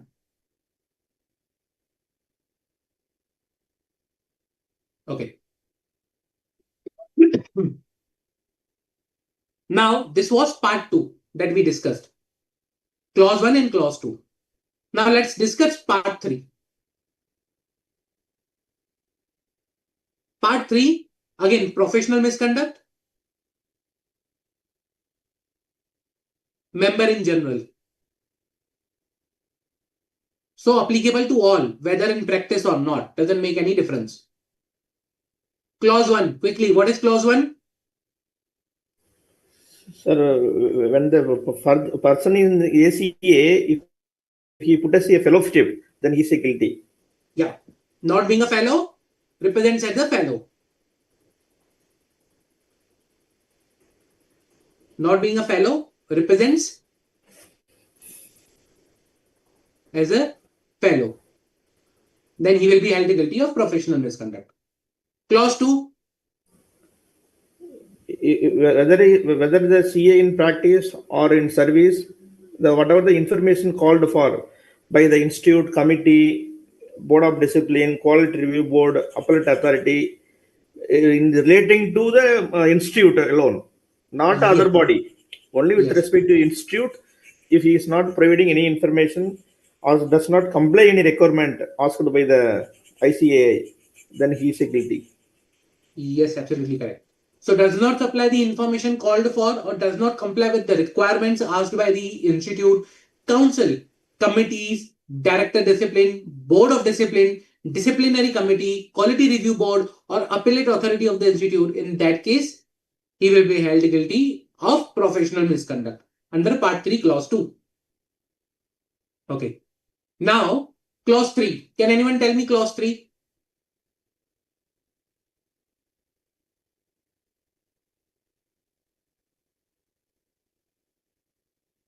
Anything? Anyone? No? Okay. Clause 3 is that when a member in general, while inviting professional work, while responding to the tenders, while advertisement, through write-up, or which is permissible under clause 6 and 7, okay, gives an information knowing it to be false. So if you supply false information to others, not to institute, supply false information to others, you will be held guilty under clause 3. Straightforward. Now coming to part 4. Okay, again, member in general and what kind of misconduct it is? Other misconduct. Yes, other misconduct. Remember that. So let's say clause 1. Quickly, clause 1. What clause 1 is?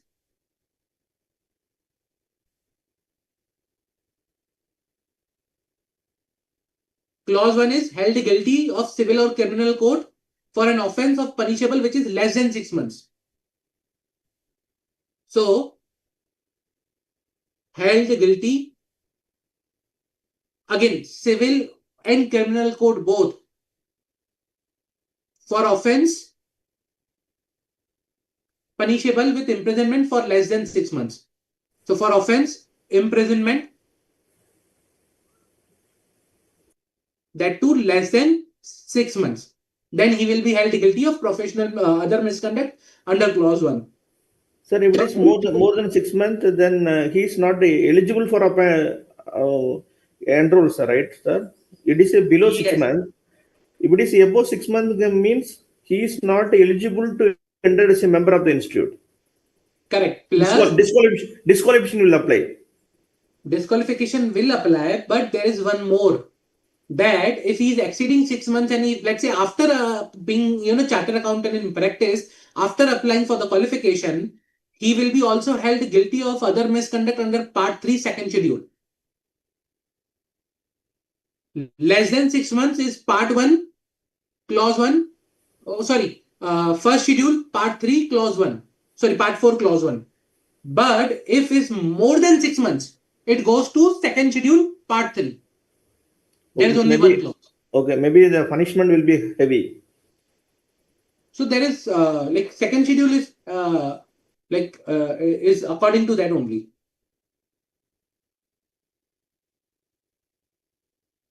Okay, sir. Okay. Then there is one more clause, clause number 2. What is clause number 2? Disrepute the institute. Yes. So if he brings disrepute to the profession or the institute as a result of his action, whether or not related to his professional work, means it can be any work, anything, professional, social, or whatever. If you bring a dispute to the profession or institute, you will be held guilty of other misconduct. Which means under the sun, any activities done by the CA should not be disrepute. See, we have to uphold the standards which are there as a professional. So, yeah. Bring respect to the profession or institute. So, we will be held guilty of other misconduct. Straightforward, nothing difficult over here. This is the first basically schedule that we covered as of now. Okay. Now, let's take up one or two questions and then we will go to second schedule.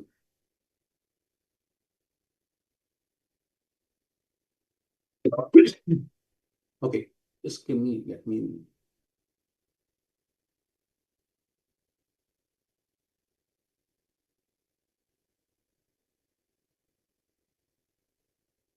Okay, so let's solve some questions and then we will go to the second schedule. The question is, CS Onu has been practicing since 2008, specializing in corporate audits and company law matters. Due to his good practical knowledge, he was offered editorship of a company audit journal, which he accepted. However, he did not take any permission from the council regarding such editorship. Discussed the act of a CS Onu with reference to the Chartered Accountants Act 1949 and rules made thereunder. So tell me, will he be guilty of professional misconduct? No, sir. For that, this is related to company audit journal. It is related to the professional journals. If it is a private journal, then the specific what is called prior council requirement is needed. Prior permission is needed. For this, as per the clause 11, it is not required, sir. Okay. So when you write the answer, how will you write the answer? How will you start the answer and how will you carry forward it? The structure of the answer. Sir, as per the class 11 to the schedule, to the first schedule of the Institute of Chartered Accountant Act 1949, first we need to mention the class, then schedule, then the act, we need to mention it. Then as per the schedule, there is a specific general permission given in the regulation 190A, specifically provide that company audit journal, it is related to the professional journal, the general permission is provided. So he can provide us a editorship on the journal so that he is not found any professional misconduct as per the clause. Full stop. Okay. Okay. Good. See, absolutely correct. So the way we write answer has a very big impact on the reader. Usually, whenever a case scenario based or practical question comes, is the approach you should follow is a PAC approach. Remember that. PAC approach. What is PAC approach? That is, first you describe the provision, then you do an analysis. Okay. Analysis will include your current case, current scenario, and what is happening in the current scenario. And the third part is a conclusion. You have to conclude whether guilty, whether it's there, not there, whatever it is. So this PAC analysis or the PAC way of writing your answers will be very, very helpful because it will give a flow to the answer and it will help the reader also to understand what you have written. Now, in case of professional ethics, in case of questions on the schedules, always specify the clause, the part, the schedule, and the act. So how it should goes to, as per the clause 11, part 1, per schedule of Charter Accountants Act. See, now I'll tell you something. Okay. Here, a lot of people write, I'll show you the wrong way of writing. 11 clause. No, that is wrong. 11 clause is not something 11 clause. Or some write clause 11 dash hyphen 11. Or someone write clause only 11. See, whenever you specify a section or a subsection, you specify in bracket, correct? I can't write open section 26, then space can I write like this? Section, let's say 26, I want to specify subsection. So can I write open 3, dash 3 or something like that? No, it's not written like that. In the same way, when you are writing a clause, this approach, that writing out of the bracket is not correct. To specify in the bracket, clause, bracket 11. Not even before, not open after. Exact way. Then part 1.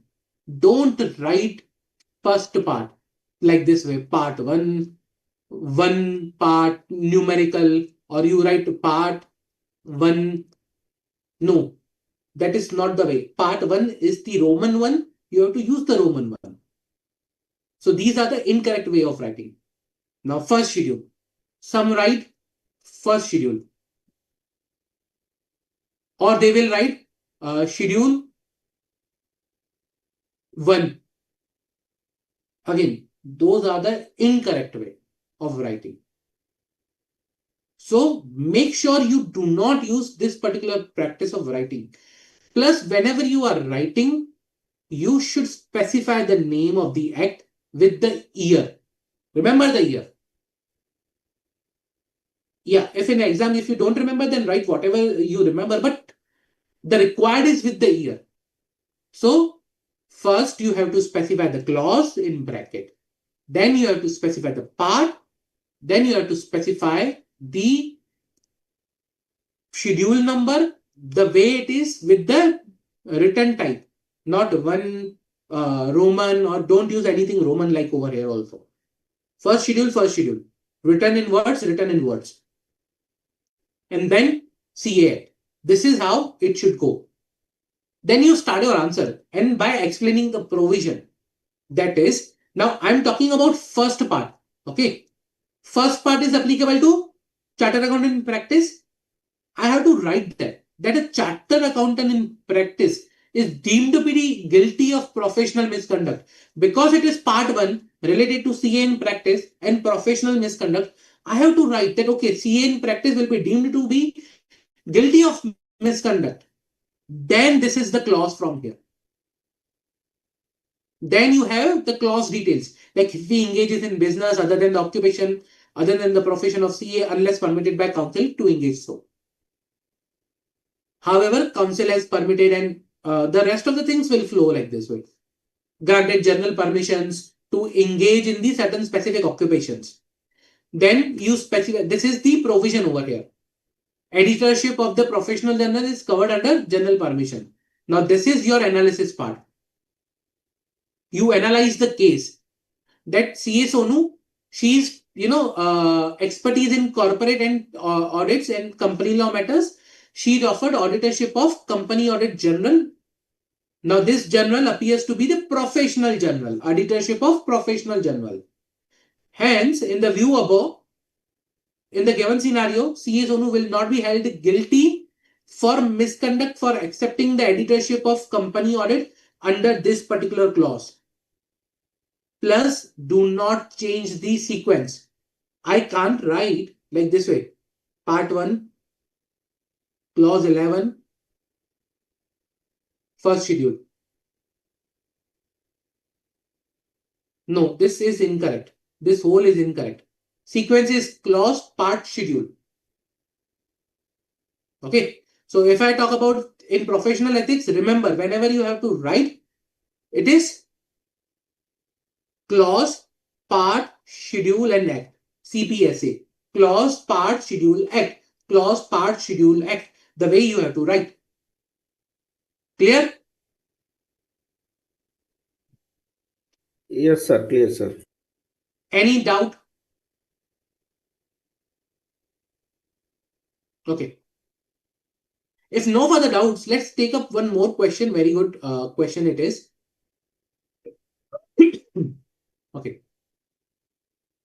So the question is, for conducting the statutory audit for financial year 24-25, CAP has been appointed by SEA Limited, which is on the verge of becoming sick unit and has accumulated losses, but the sales losses are not equal or exceeding its entire net worth as per latest audited accounts for the year 23-24. The audited accounts for the 21-22, 22-23 were showing liability for the payment of undisputed audit fees payable to the predecessor auditor, but were settled completely during FY 23-24. Okay. Now, in terms of Council General Guidelines of 2008, Chapter 7, read with the relevant provision of the said guidelines, which of the following statement is correct in respect of the aforesaid scenario? Now you need to provide for the correct statement. Based on the given details, we need to see which is the correct statement. Okay. So the first thing is, CAP shall deemed to be guilty of professional misconduct as he has accepted the appointment as an auditor of SEA Limited, which has not paid undisputed audit fee for the year 21-22, 22-23 of the predecessor auditor, though settled in FY 23-24. CAP would not be held guilty of professional misconduct as he has accepted the appointment as an auditor of SCA Limited, which is on the verge of becoming SIC unit, but whose accumulated losses are not equal to the or exceeding its entire net worth as per latest or last audited accounts for the year 23-24. CAP would not be held guilty of professional misconduct as he has accepted appointment as auditor, which is not a SIC unit, whose losses are not equal or exceeding the entire net worth as per the last audited FS, and there are no undisputed audit fees for the predecessor auditor. CAP shall deem to be guilty of professional misconduct as he has accepted the appointment as an auditor of the company, which is on the verge of becoming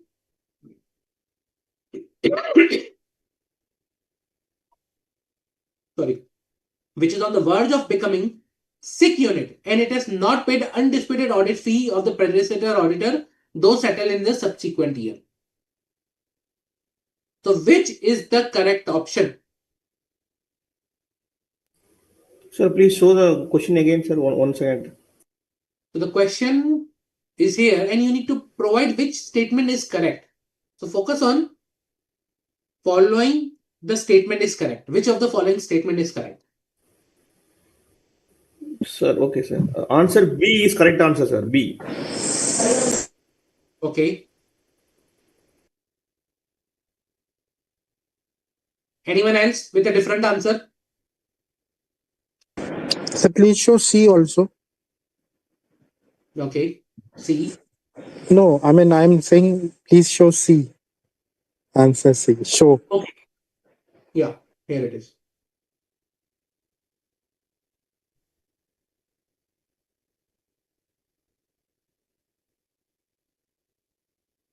I think so. It can be C also, sir. Okay. Anyone else with a different answer?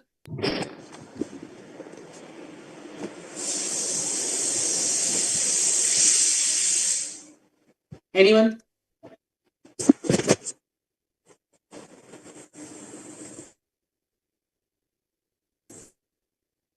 Okay. See, now let's discuss the answer over here. See, first of all, I need to understand what is the scenario over here. Now, the company is making losses, but the losses are not exceeding the entire net worth. Not exceeding the entire net worth means that is not a SIC unit. So wherever there is a question it is given that it's a SIC unit, it will not be correct. This is not a SIC unit. First of all, we have to understand that because its losses have not exceeded the entire its net worth. Okay. Now, second question is that whether he will be guilty of professional misconduct as he has accepted the appointment. Now, the question is like when he accepted the appointment or when like basically, he proceeded to accept the appointment. Now, there was undisputed audit fees payable to the predecessor auditor, which was completely settled in 23-24. FY 23-24. Okay. It was completely settled. Now, CAP was appointed for 24-25. Remember that. He's being appointed for 24-25 over here. So, in the last year, everything settled off. In the last year, everything being settled off. There is nothing outstanding as of today when he's going to get appointed. Secondly, this is not a SIC unit. So accordingly, we need to choose the answer that, okay, there is nothing outstanding, plus this is not a SIC unit. Okay. Now, if there is nothing outstanding, there is no point of saying he is a guilty. So wherever you have an answer that he is guilty of professional misconduct, shall we deem to be guilty of professional misconduct? Answer is no. guilty of professional misconduct. These will be incorrect answer. Now, B and C. The only difference between B and the C is C has one additional point, and there are no unpaid disputed audit fee of the predecessor auditor. This is more correct. I'm not saying this is incorrect, B1. I'm not saying this is incorrect, but this is more correct because you have this line. And accordingly, the correct answer will be B because it is specifying the scenario accurately compared to the B. Clear? Yes, sir. Yes, sir. So, but C answer is saying regarding the undisputed fees also, no? So that is also a proper explanation. So that of fee this. is already settled. Yeah. So there is no outstanding, no unpaid, disputed, undisputed audit fees. So everything is settled. So it is providing more clarity on the scenario, which is actual, factual. So you are saying, sir, C is correct or B is correct? C. Okay, sir. Okay. So the answer C is correct, sir, in this question. Yes, C is correct, not B. B is not correct. C is correct.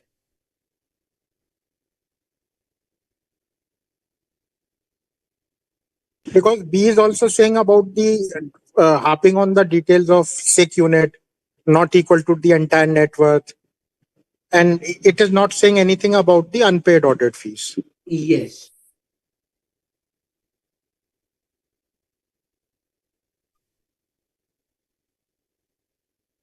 Okay. Any doubt? Okay, great. If no doubts, let's proceed to the next question. Again, very good question we have.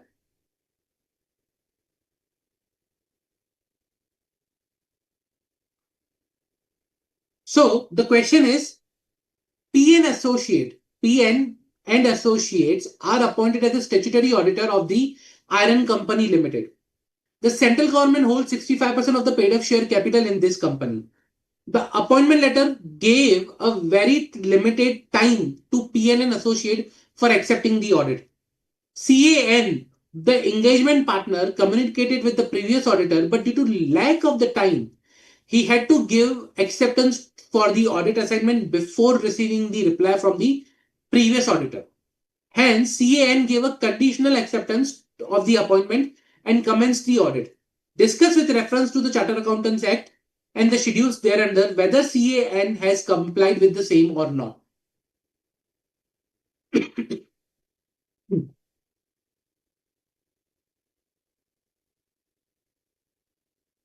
So, you tell me whether CAN has complied or not.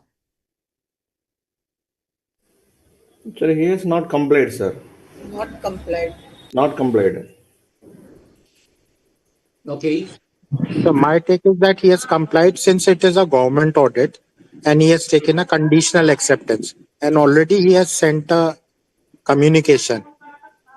So he has accepted the assignment, giving a conditional acceptance that if naturally if he receives any any communication from the auditor regarding not to giving reasons not to accept or any dispute, then he will withdraw. So I think so that can also be taken, this view. Okay. Sir, we have studied in the government audit section also. Say the one of the major criteria is it should be communicated to the existing auditor and has to be accepted. And no due certificate also should be received from the auditor before accepting the central government audit, as per the C and AG guidance. So this is one of the mandatory for the government audit acceptance. Okay. I'll tell you now here. See, in this particular scenario, we are talking about a company under Companies Act. Although it's central government is holding 65%, it's a company under Companies Act. Okay. Now there might be CNAG guidelines available. Okay. But in certain scenario, they might have the exception to proceed forward. So companies can obtain exception in certain scenarios because of the given exceptional conditions. Mm, And we will assume here that they have those, conditions or exceptions available because the question is silent on that particular part. Now, coming to the question, because again, remember that the answer is required to be given by way of, with reference to the CA Act. Always refer what is the question. So we have to discuss with reference to the CA Act and the schedules thereunder. We are not required to here answer with respect to CNAG guidelines or some other guidelines. Even with the Companies Act also, we are not required to recommend over, we are not required to discuss on that. Unless and until your CA Act or schedule make a reference to the Companies Act, but otherwise we are required to discuss in reference with the CA Act only. Now, coming to the acceptance of the audit. If it was a non-government audit or a non-government entity, we cannot accept it. However, there's an exception to the government audits. Okay. In case of audit of a government company, banks or their branches, if the appointment is made, okay, because of the lack of the time, and if we are giving conditional acceptance of the appointment and we are commencing the work, okay, conditional acceptance plus it is lack of the time, there is lack of the time, there is an issue, then it is fine. We will be issuing our final acceptance after taking into the consideration information received from the predecessor auditor. So in this particular scenario, if you see, conditional acceptance has been given. There is a lack of time. It is a government company because central government holds 65%. And based on the CA Act schedules, I can accept by giving a conditional acceptance. That is specified in your clause 8 part 1 first schedule of the CA Act. Okay. So if I talk about the answer, simple, clause 8 part 1 first schedule of the CA Act. CA in practice is deemed to be guilty of professional misconduct from here, then your clause starts. And then you specify additional detail which is there for the non-government entities and government entities, like you can provide the conditional acceptance, okay, to commence the work because of there is a lack in time or something like that. But this will be, final acceptance will only be given, okay, after taking into account the information received from the previous auditor. And as a result, in this particular scenario, CAN has given conditional acceptance. Okay, it can be concluded that CAN has complied with the provisions of CA Act and scheduled thereunder, and he is not guilty of professional misconduct. Clear? Any doubt? No doubt, sir. Yeah, clear, sir. Always make sure you write the way answer is there. Like first the details of the clause. Okay. So first you need to specify the details of the clause over here. Then you specify about the particular part, that is, chartered accountant in practice is deemed to be guilty of professional misconduct, because part 1 is about the CA in practice and it is about the professional misconduct. If it would have been part 4, I would have written CA in general or member in general deemed to be guilty of other misconduct. The sentence will change accordingly, and then I start with my provision. Okay, mandatory pack approach.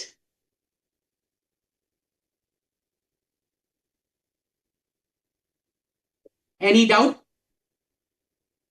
Okay. No, If no no, sir. doubts, then let me proceed further.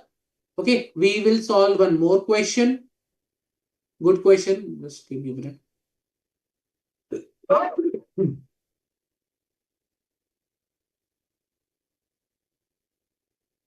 Okay. The question is, CAF is the Chief Financial Officer of ABC General Insurance Limited. Being in insurance business, the company gets a majority of its clients through their agency contracts. CAF has a practice of releasing the commission payments on the condition that he gets 20% of the commission amount from the agent. Comment with reference to the CA Act and schedules thereto.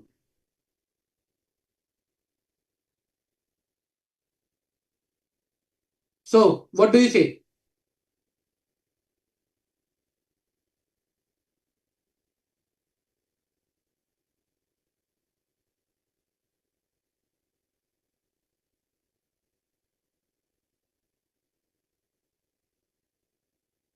Whether he will be guilty of professional misconduct, yes or no? Yes, sir. Yes, sir. Professional misconduct.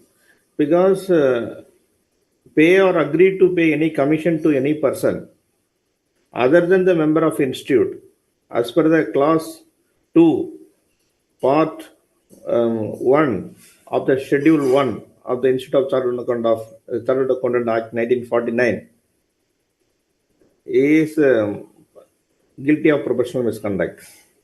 Yes, absolutely correct. Very good. Similar way of writing the answer is similar, like, I specify the clause, I specify the part, first schedule to the CA Act.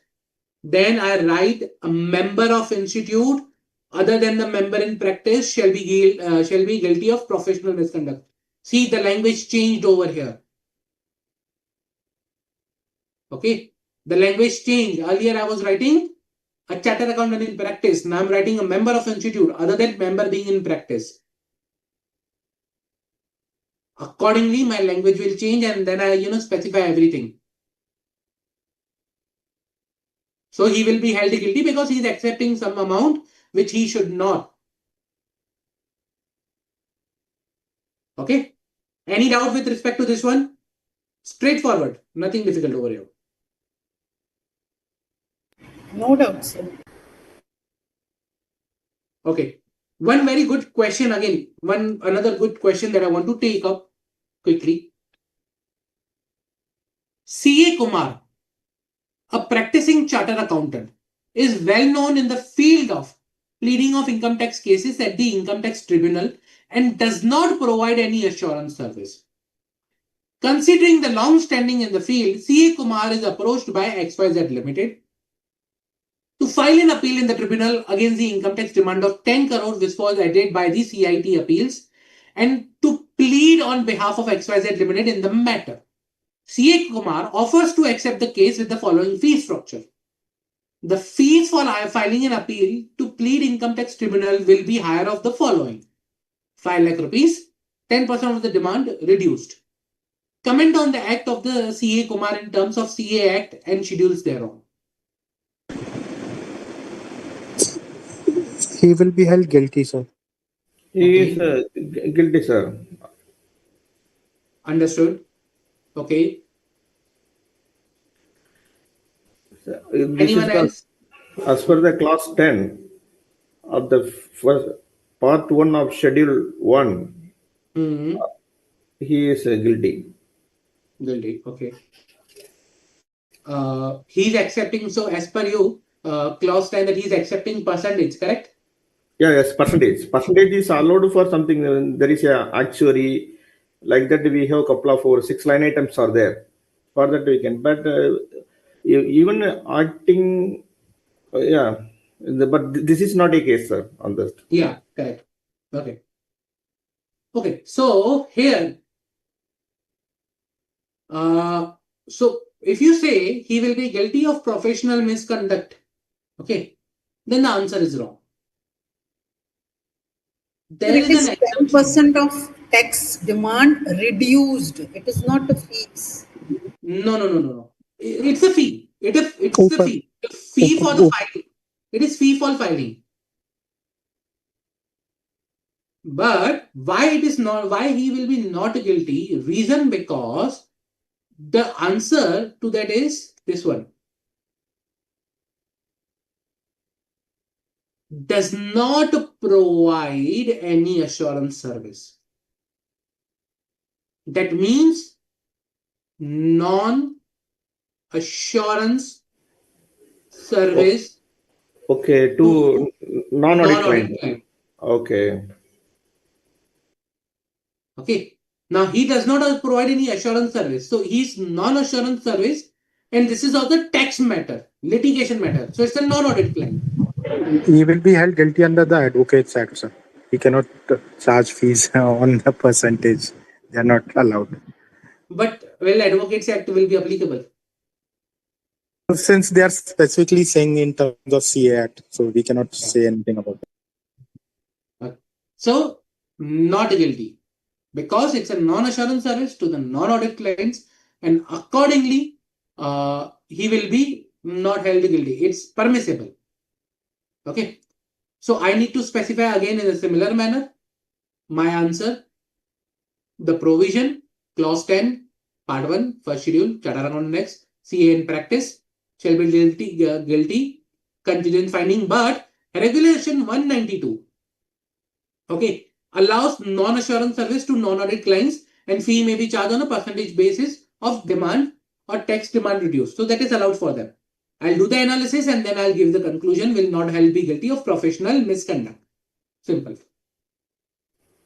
So this is how I need to write the answer. Sir, So for on the way, non-audit client, non-audit assurance service, non-audit client is any kind of services can we accept as a percentage of commission? yes. Okay, sir. So it covers everything, but it should be non-assurance service to non-audit client. If I say non-assurance service to audit client, no. Assurance service to non-audit client, no. It should be non-assurance, non-audit client, both. Sir, give me some more example for non-audit service, sir. See, let's say assurance service to non-audit client. Assurance can be of a limited assurance. Okay, I am issuing certificate, but the client is non-audit. Means I do not audit the client. Again, this will become part of the assurance service to non-audit client, so it's not permissible. Contingent fees are not permissible here.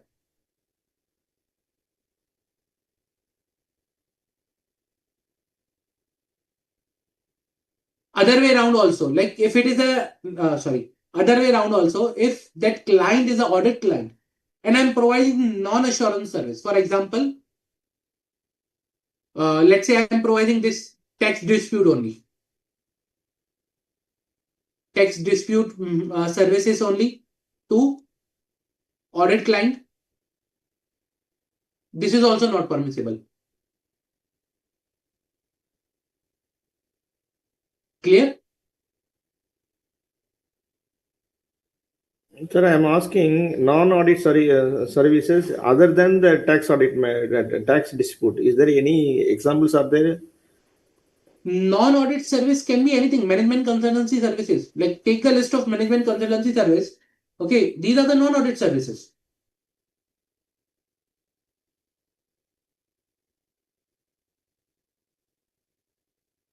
Okay, sir.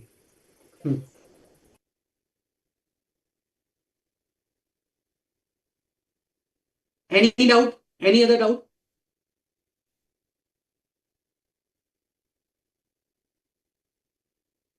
No? Okay. If no doubts, then let me take. This is a very good question. Let me take one question. Then I think then we will have a good clarity about the first schedule. Diggy and Associates conducts stock audit of PQR Limited as per the instructions issued by ASG Bank. However, instead of visiting the site where the stock was lying, the firm relied on the Management Information System report along with the inspection report and photographs. No, this might be not the relevant. Sorry. Let me take up another question. This is too early for you guys as of now. This was pertaining to second schedule. Yeah, that's why. Okay, yeah, this is the relevant one. Mr. J is practicing chartered accountant, working as a proprietor of Messrs. Adhyay and Company. He went abroad for 4 months. He delegated the authority to Mr. Vijay, a chartered accountant, his employee, for taking care of routine matters of his office. During his absence, Mr. Vijay has conducted the other undermentioned jobs in the name of Messrs. Adhyay and Company, asking for information or issue of questionnaires, initiating and stamping vouchers and schedule prepared for the purpose of audit, acknowledging and carrying out routine correspondence with the clients. Comment on the eligibility of Mr. Vijay for conducting such jobs in the name of the CA firm and the liability of Mr. Jay under the CA. So you tell me whether Mr. Jay, the practicing chartered accountant, will be held guilty of professional misconduct or not? No, sir. No. And why so? Sir, for some of the activity, the general authorization is not required because the delegation, see, if he is signing the audit report, then it is a guilty. For issuing audit queries and asking information like that, initiating stamping and the voucher on behalf of the firm is not a professional misconduct, sir, as per the class 12. Okay. Anyone else with different answer?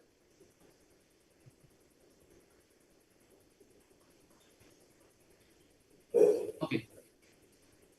Absolutely correct. See, clause 12 specifically says about the report, any balance sheet, profit and loss report, or financial statements. But when it comes to the routine or admin tasks, like asking for information, issuing questionnaires, stamping vouchers, acknowledging or carrying out routine correspondence with the client, over there, you don't need, anyone can sign on your behalf. It's perfectly fine. Okay. So admin matters, it is fine. Assurance matters or report related matters, not fine. Here, this is the admin matter. As a result, clause 12 basically allows, okay, for admin matters, delegation is there. There will be no misconduct or professional misconduct in this particular scenario. So, in this particular case, I will again specify what is the clause, part, schedule. Okay, and they specify what the clause says. I will do the analysis and then I will give the conclusion. That is, therefore, there is no misconduct in this case as per clause 12, part 1 for scheduler. Clear? Yes, sir. Yes, sir. I hope now you guys understood how to write the answer. Yes, sir. Now clear how to write, sir. Yes, sir. Thank you, sir.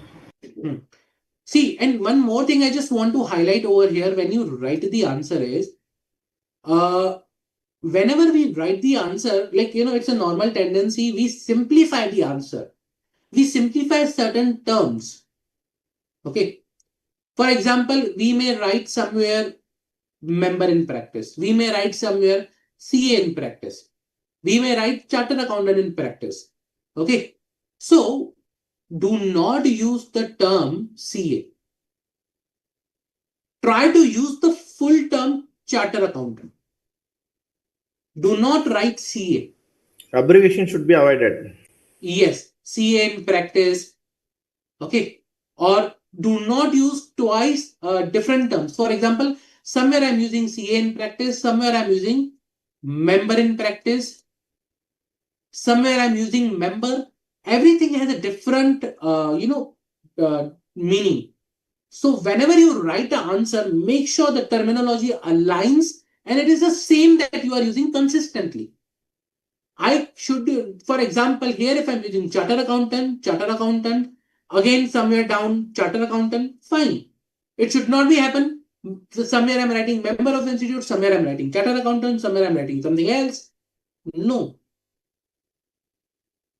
Even when you write the name of the act, it should be fully Chartered Accountant Act 1949. Do not write CA. Okay. Also, remember that oversimplification could lose out the meaning. So sometimes we write for the admin task. Admin, like some people, write the word admin. Admin is not a word. Administrative task or something similar. Okay. General task is something similar. Admin is just the kind of abbreviation for the administrative term. So remember whenever you write exams, such small things will impact your answer. And the reader will also face, this kind of will see, and he may also get confused in your answer. So make sure you keep the consistency in your answer writing. Okay. Now, this was our first schedule. We have done it with the first schedule. Now we will start with the second schedule. Okay. We will go and we will basically discuss the second schedule now. Sir, I have one help from you. Yes. Like while we are answering PAC, P for provision, A for analyze, C for conclusion. This is a method of answering. Is there any like situation for remembering all the 12 classes? Uh, it's there. I have tried to create it. So I'll show you, and I'll also discuss in this particular part. Like, see, it will come through practice. It is not something you can just remember easily. But yeah, I have tried to create. For example, if I talk about part one now, so basically part one, like kind of it has. Sorry, give me a minute. It's stuck. Yeah, part one has clause 1 and clause 4 on the partnership. Basically, you cannot allow anyone sign, you cannot authorize, you cannot enter into an authorized partnership. So that's why I have combined 1 and 4 over here for easy remembrance. Then it's not PASA, that is pay, accept, solicit and advertise, 2367. Okay. Then company audit related, 8, 9. Okay. And 10 is about the contingent. Okay. Before you accept, you must act. Like even before accepting, you should check your fees is not contingent or not disallowed. That's why 9, 8 or 10 are about the fees or the acceptance of the appointment. The Then, PPT is not visible. hmm? Thing is Sir, not visible. are you sharing anything, sir? Oh, sorry, my mistake. It is not visible. Yeah, now visible. Sorry. I don't know. It got stuck. There is some problem for that. Sorry for that. Yeah. So basically, I have tried to create, and I'll share these notes also with you guys. And we will go through these notes, the short forms, once we cover all the schedules, both the schedules, all the parts, and everything. So I'll take you through it quickly, like what are the short forms and everything, so that you guys will be, help you to remember. Yes, Okay. sir. Yeah, this is something interesting. Yeah. So I'll share it with you once we complete all the clauses. Okay. Now coming to the second schedule, very important one, and it's very important because now the level of the things will bit of higher, will increase. Okay. Second schedule, uh, part one. Now again, part one is your CA in practice, plus it is professional misconduct. Okay. So coming to the clause one, can anyone quickly tell me what is the clause one?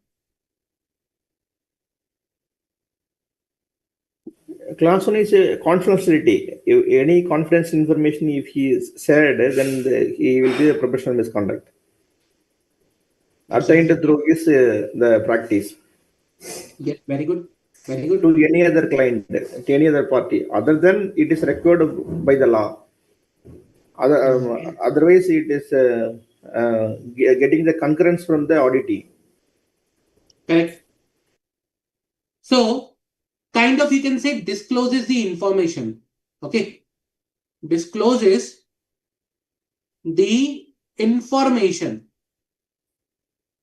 Moreover, the confidentiality is yet one of the fundamental principles of the auditor, the code of ethics. Yes, absolutely correct. Yeah. So if he discloses the information acquired in the course of professional engagement to any person other than the client, okay, to any person other than client, then he will be held guilty of professional misconduct. Now comes to the exception part. Exception is you have the consent. Okay. You have the consent of the client of disclosing, or it is required by law. In that case, it is fine. But if you disclose without consent or without required by law to any person other than the client, guilty of professional misconduct. Okay. Straightforward. Now, remember there is one point here. There is a difference between sharing of working papers and sharing of information. Okay. Sharing of working papers and sharing of information. Whenever it is asked, like, law requires you to provide information, not the working papers. Unless and until there is, NAFRA has referred you or asked for the audit working papers or something like that. But apart from that, if your working papers are not asked under the law, if information is asked, and if you share working papers, again, that could be disclosing the information to any person other than the client where it was not required by the law. Okay. So you have to understand there is a difference between sharing of information and sharing of working papers. Pretty straightforward, nothing difficult over here. So sharing of working papers also is a discretion power of the auditor. If he feels okay, he can share the calculation to the client. But the client should not ask any question or ask any question on that working papers calculation, right? See, if you are sharing working papers to anyone else, which contains the information on the client or information about the client, where it is not required by the law, No, you no. can So no, fall no. under the breach. So, sir, I am telling that even sharing the auditor working papers to the client itself, when we are sharing the audited working paper to the client should not ask any question based on our working. Not any question on the based on working. Like, can you explain a bit, like which question you're talking about? Like when? See, what is the conclusion? What is the audit method used? What is the program used? They should not ask any question to the say, working paper shared by the auditor to the client. The same client, we should not share it to any other client. That is immaterial. Yes, yes. See, now coming to the question asked by the client. Management may require you to provide them information on the audit plan. It's not like that. If you see SA 260, over there, management may ask you that submit your audit plan in detail. And they may ask you questions and you have to communicate with them. So if you say that management should not ask, I think that is incorrect. Even SA 260 places a requirement on the auditor to provide the information to the management about their audit plan in detail. And in practical scenario also, how many samples we are taking, what is the outcome of the samples, how we have tested, what is the methodology, what are the exceptions, everything is being discussed with the management so that they are aware like what we are doing in the audit. Sir, I'm telling the working paper of the auditor. That is a asset of the auditor. That is a document Yes. of the auditor. That document is the client is asking. So So in he, that case, see, if you are talking about working papers or if you are talking about methods, on samples and everything, if you are No, talking no. about working papers, then yes, Work, it's your property as an auditor and yes. you should not share it with the client unless and until you want it.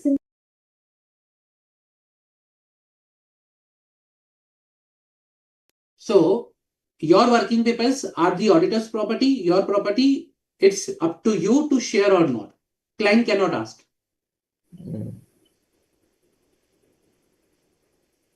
I hope I'm clear. Yes, sir. Hmm. Okay. So that was clause 1. Now let's go to the clause 2.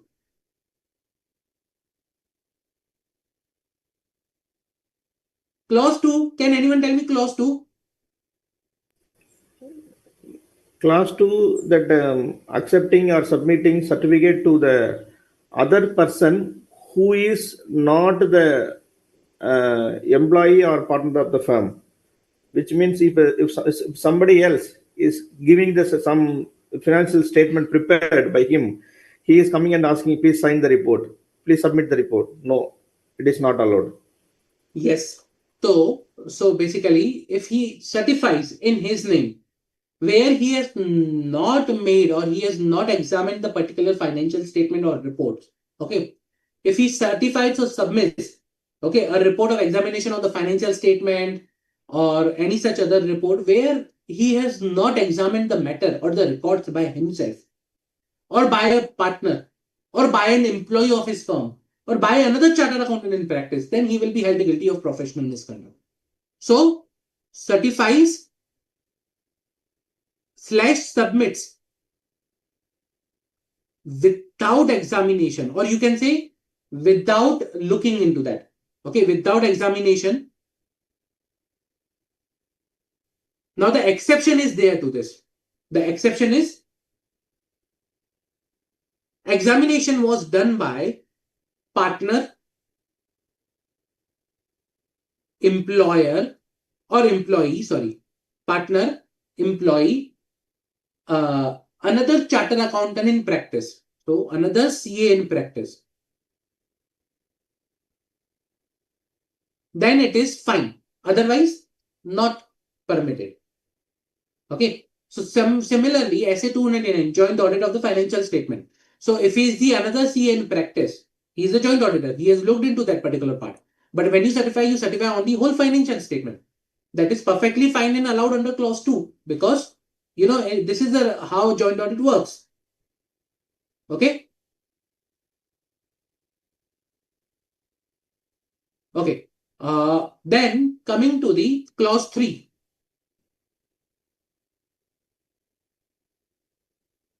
Clause 3, that is, can anyone tell me quickly what is clause 3?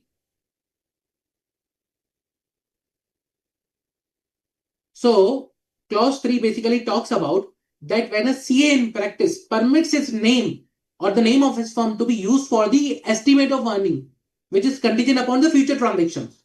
Okay, if you kind of certify the forecast, if I summarize, if you certify the forecast, you will be held guilty of professional misconduct. Okay, you cannot certify the forecast. You cannot vouch the accuracy of the forecast. So,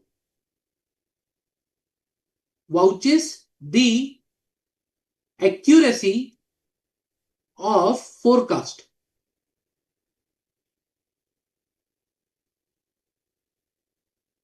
In that case, you will be held guilty of professional misconduct. Now, the question should come, if vouching the accuracy of the forecast is not permissible, then how we can perform the engagement under SAE 3400? Now, you guys have must already gone through the SAE 3400. So tell me, what is the difference between vouching the accuracy of the forecast and engagement taken under the SAE 3400? We examine the assumption underlying that. See, correct. We are examining the assumptions and the estimate and the accuracy based on the evidence submitted for the forecasted financial statement, whether it's correct or not. Only we are giving the assurance only up to the level. But in this case, class 3, we are not giving any assurance to it is accurate. It will happen like that. Yeah. See, when I talk about SAE 3400, examination of prospective financial information, over there, the responsibility, okay, the responsibility of the particular, chartered accountant is to make sure that the prospective financial information is prepared on the basis of the assumption. I'm not talking about accuracy of that assumption or forecast. I'm saying whether that prospective financial information that is there is based on the assumption or not. Second, whether those assumptions are unreasonable, are consistent with the information that is provided. I'm nowhere talking about the accuracy of those assumptions. I'm only talking about consistency, not being unreasonable, and the prospective financial information being based on those assumptions which are consistent and not unreasonable. I'm not talking about accuracy of the forecast. So that is the difference between 3400 and this clause. Okay. So if I vouch the accuracy of the forecast, I will be held guilty of professional misconduct. And SAE 3400 is not an exception. It is something altogether different. Student understand that, okay, SAE 3400 is an exception. Answer is no. Both are different. One is apple, another is orange. Do not compare it. Clear?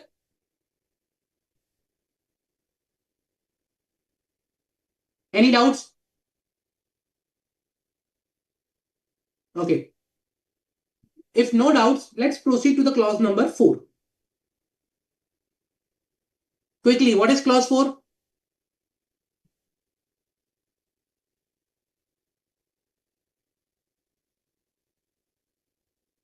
Straightforward. Expresses his opinion on the financial statement of any business or enterprise in which he, his partner, or his firm has a substantial interest. So if you have a substantial interest, then you should not express an opinion. Okay. So if you have a substantial interest, then you should not express an opinion on that particular financial statement of that particular business, or on the you should not provide an audit report for that. Sir, when the auditor is substantial interest, whether to accept the audit, he had to reject the audit, right? Can other partner can give the opinion on this? No, other partner cannot, because it says that where he see, there are two things in this particular clause. One, clause will hold you guilty, but before accepting audit, let's say it's a company, you will be disqualified under the Companies Act. If it is tax audit, you will be disqualified under the Income Tax Act. Even though if let's say it's not related to law audit, it's something what you can say, it's done out of the law voluntarily, then the professional ethics, conflict of interest, and threats to fundamental principle come into play. Then this clause will come into play that will held you guilty of professional misconduct. Then in this class, the straightaway disqualification will apply, sir. No, this is not about the disqualification. Disqualification, it goes to the threat to the fundamental principles. This is about the professional misconduct. Once you are disqualified, if you still continue to do that, you will be held guilty of professional misconduct.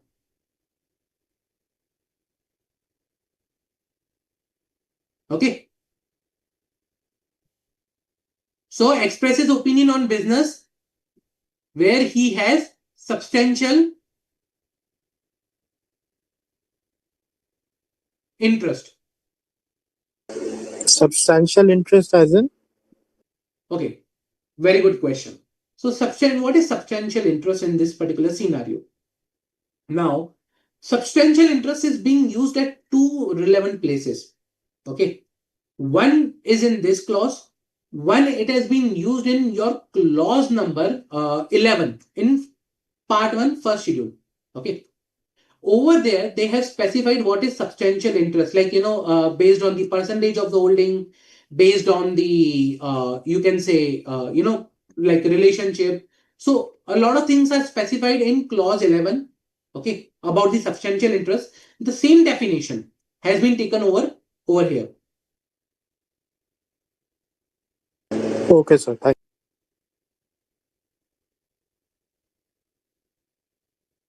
Any doubt?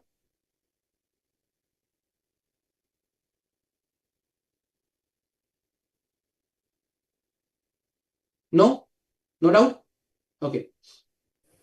Just for the reference purpose, when I talk about substantial interest, so 20% criteria of the voting power, individually, through relatives, okay. So that those all points comes here in the play, which is already specified in the clause 11.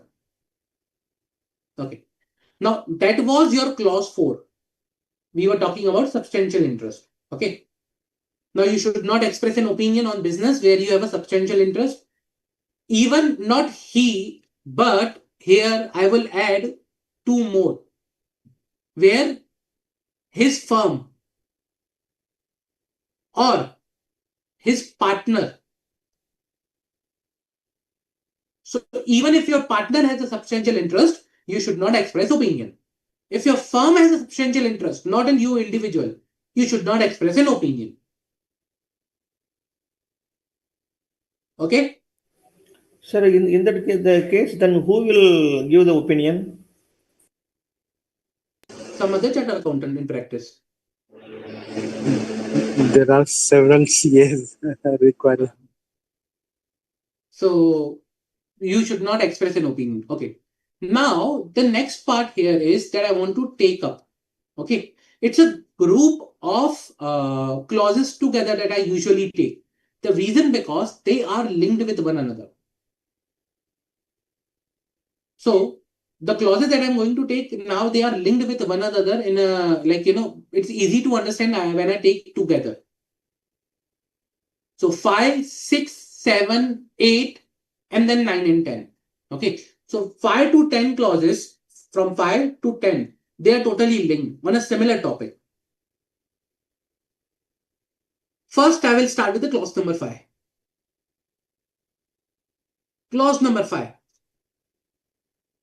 If you fail to disclose, so if I talk about clause number 5, okay, if you fail to disclose, then like what I'm talking about, disclosure of any material fact where it is necessary in the making of such financial statement, and which was necessary with respect to that financial statement. If you fail to disclose that material fact, fail to disclose a material fact, in that case, you will be held guilty of professional misconduct. So, fails to disclose material fact known to him in respect of such financial statement where the disclosure was required, okay, and you did not make that disclosure, you will be held guilty of professional misconduct. Straightforward. Clause number 6. Clause number 6 is where you fail to report. Now, what you fail to report over here is a material misstatement.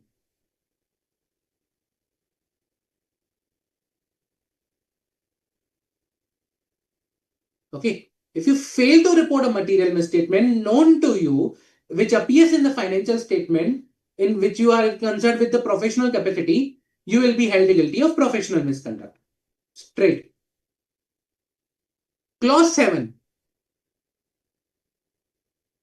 If you do not exercise due diligence or grossly negligent, so do not exercise due diligence or are grossly negligent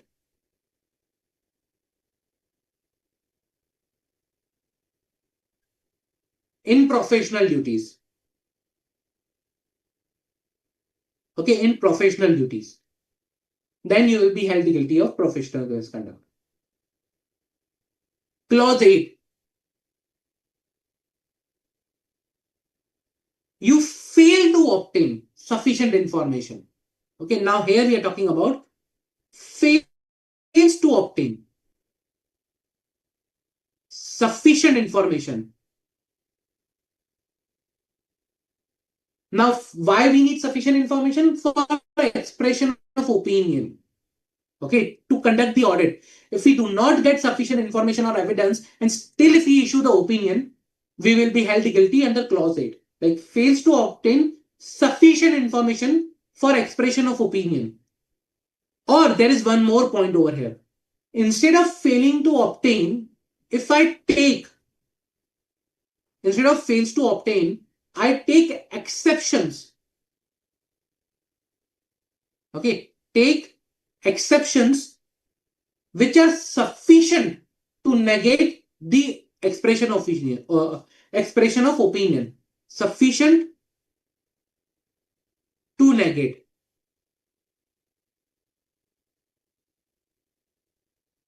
expression of opinion. Now, sufficient to negate means I am taking an exception that, okay, subject to the asset verification, physical verification, everything is true and fair. Now, this exception is very big. Okay, I'm saying subject to asset. What is remaining? Liabilities only. So, I'm taking exceptions which are negating my expression of opinion. In that case, I will be held guilty under clause 8. Like a conditional report, sir. Huh? Giving a conditional report. Yes, kind of, you can say. Okay.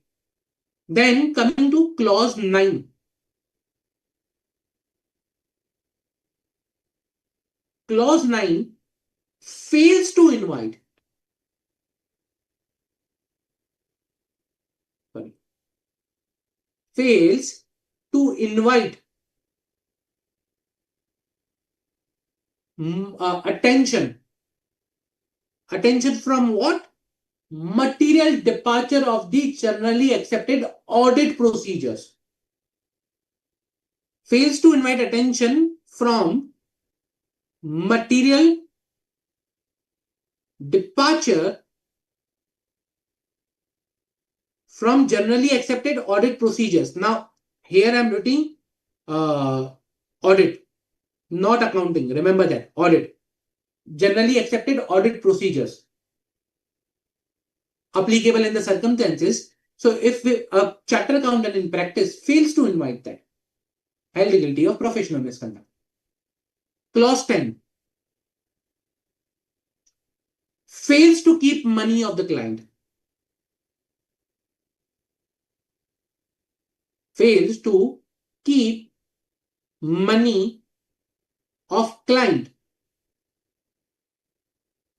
other than the fees or remuneration or money meant to be expended in the for short-term purposes, very short-term purposes, in a separate bank account.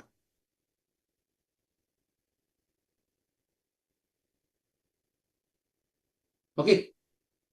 Or if I use the money for any other purpose, or if I don't use the money for that indented purpose, fails to keep the money of the client slash not uses for intended purpose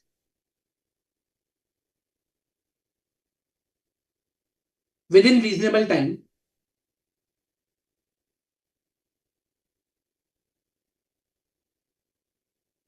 in that case, the chartered accountant will be held guilty of professional misconduct. Okay. Now, why I take all the clauses 5 to 10 together? If you see the similarity, here it is: fails to disclose, fails to report, grossly negligent, fails to obtain, fails to invite attention, and fails to keep money. All the clauses are on the failure side of a chartered accountant. If he fails on these part, he will be held guilty. So if you have to quickly remember, it is similar. Like it's easy: disclose, report, negligent, obtain, attention, and money. 5, 6, 7, 8, 9, 10. In this way, you can remember easily. Like disclose, report, negligent, obtain, attention, money. Everything which fails, and then 5 to 10 clauses are easily done. Clear? Any doubt? Clear, sir. Okay. Clear. Yeah. There is one doubt, sir. Yes, definitely. Material fact known to him. Known to him is known to him or to his associates. All will come. Sorry, material? No, I'm talking about clause 5. We use word any material fact known to him. Yes. So my question is regarding known to him. If we can elaborate. Okay, see, now, yeah, known to him or his employees or his team members will be equivalent. Reason because if you see the standard on the quality control, it places the requirement on the engagement partner that he is the responsible on the overall of the audit. Okay, he has to be the prime responsible, ultimate responsible person on the audit, even though his employees, his manager, team members knows anything. he is the responsible for that.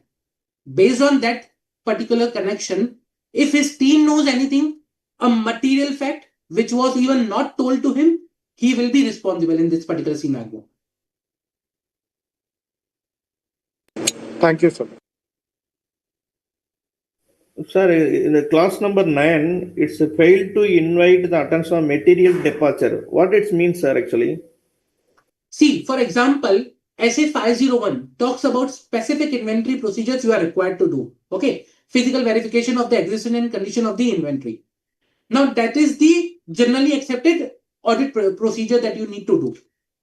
Let's say, for example, you are not doing that audit procedure. You are not specifying anywhere also. That means you have failed to invite attention from the material departure of the generally accepted audit procedures. Okay, which means the standards on auditing is not followed whenever Yes, there is not. you can say Okay, that. okay. Any doubts? Like the question you were referring to, sir, which you did not take up, inventory Yeah. audit.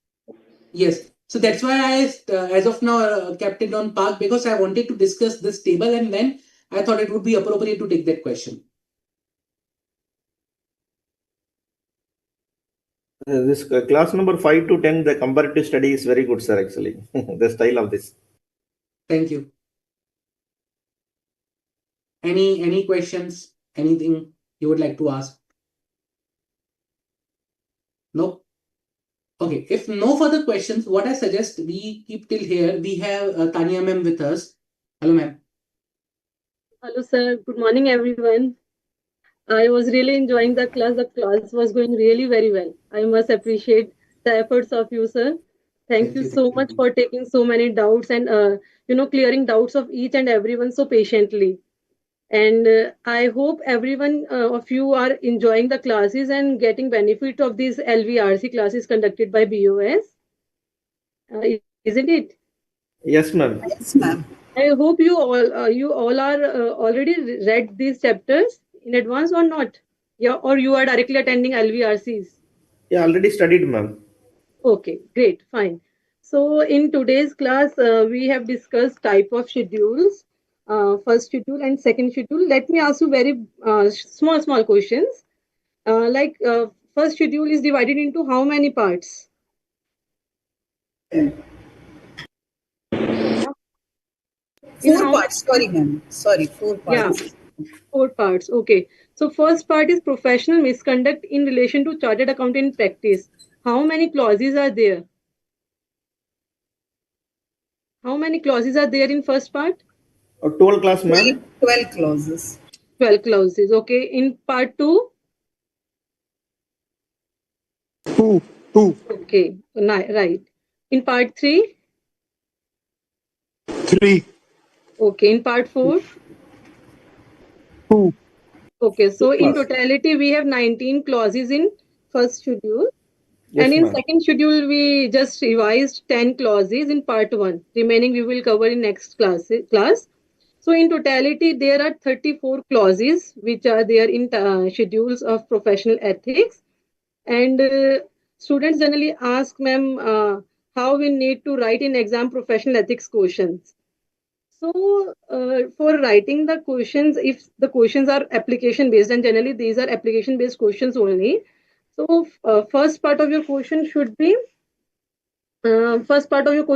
provisions, that the provisions of the Chartered Accountant Act, clause number this of part this of schedule this of the Chartered Accountant Act 1949.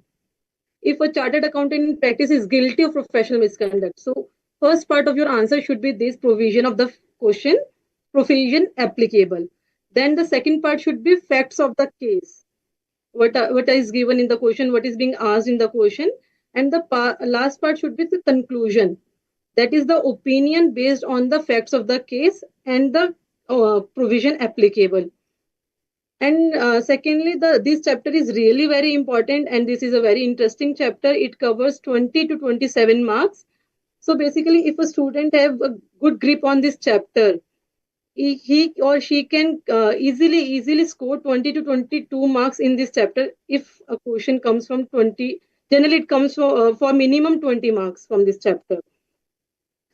Secondly, I would suggest you to prepare your short notes, handwritten notes for the last minute revision. As we saw that Harshad sir taught us in very small sentences that how we can what is the specific clause is all about. What is that? So you can also prepare your handwritten notes. You are not required to uh, get everything ready by somebody else. If you will prepare your own notes, you will refer 3 4 notes, then you will summarize each and everything. That will be helpful to revise everything. And one more thing, I just want to ask a few questions from disciplinary directorate. I don't think that we have revised today, but uh, we have disciplinary procedure mechanism in this. So if a chartered accountant in practice is guilty and he is falling under first schedule, so under which authority the matter will be placed? Can anyone of you tell me? Disciplinary committee, board of disciplinary committee. Both are different. Board of discipline is different, and disciplinary committee is different. So, if a chartered accountant is guilty and falling under first schedule, so under which authority the place matter will be placed? Anybody else? From last, 1 2 attempts, question comes from this only. So, if it will be board of discipline. In this case, it will be the board of discipline. So, can any one of you tell me what will be the minimum punishment he will get under this? If the matter placed before the board of discipline, what will be the minimum punishment he will get?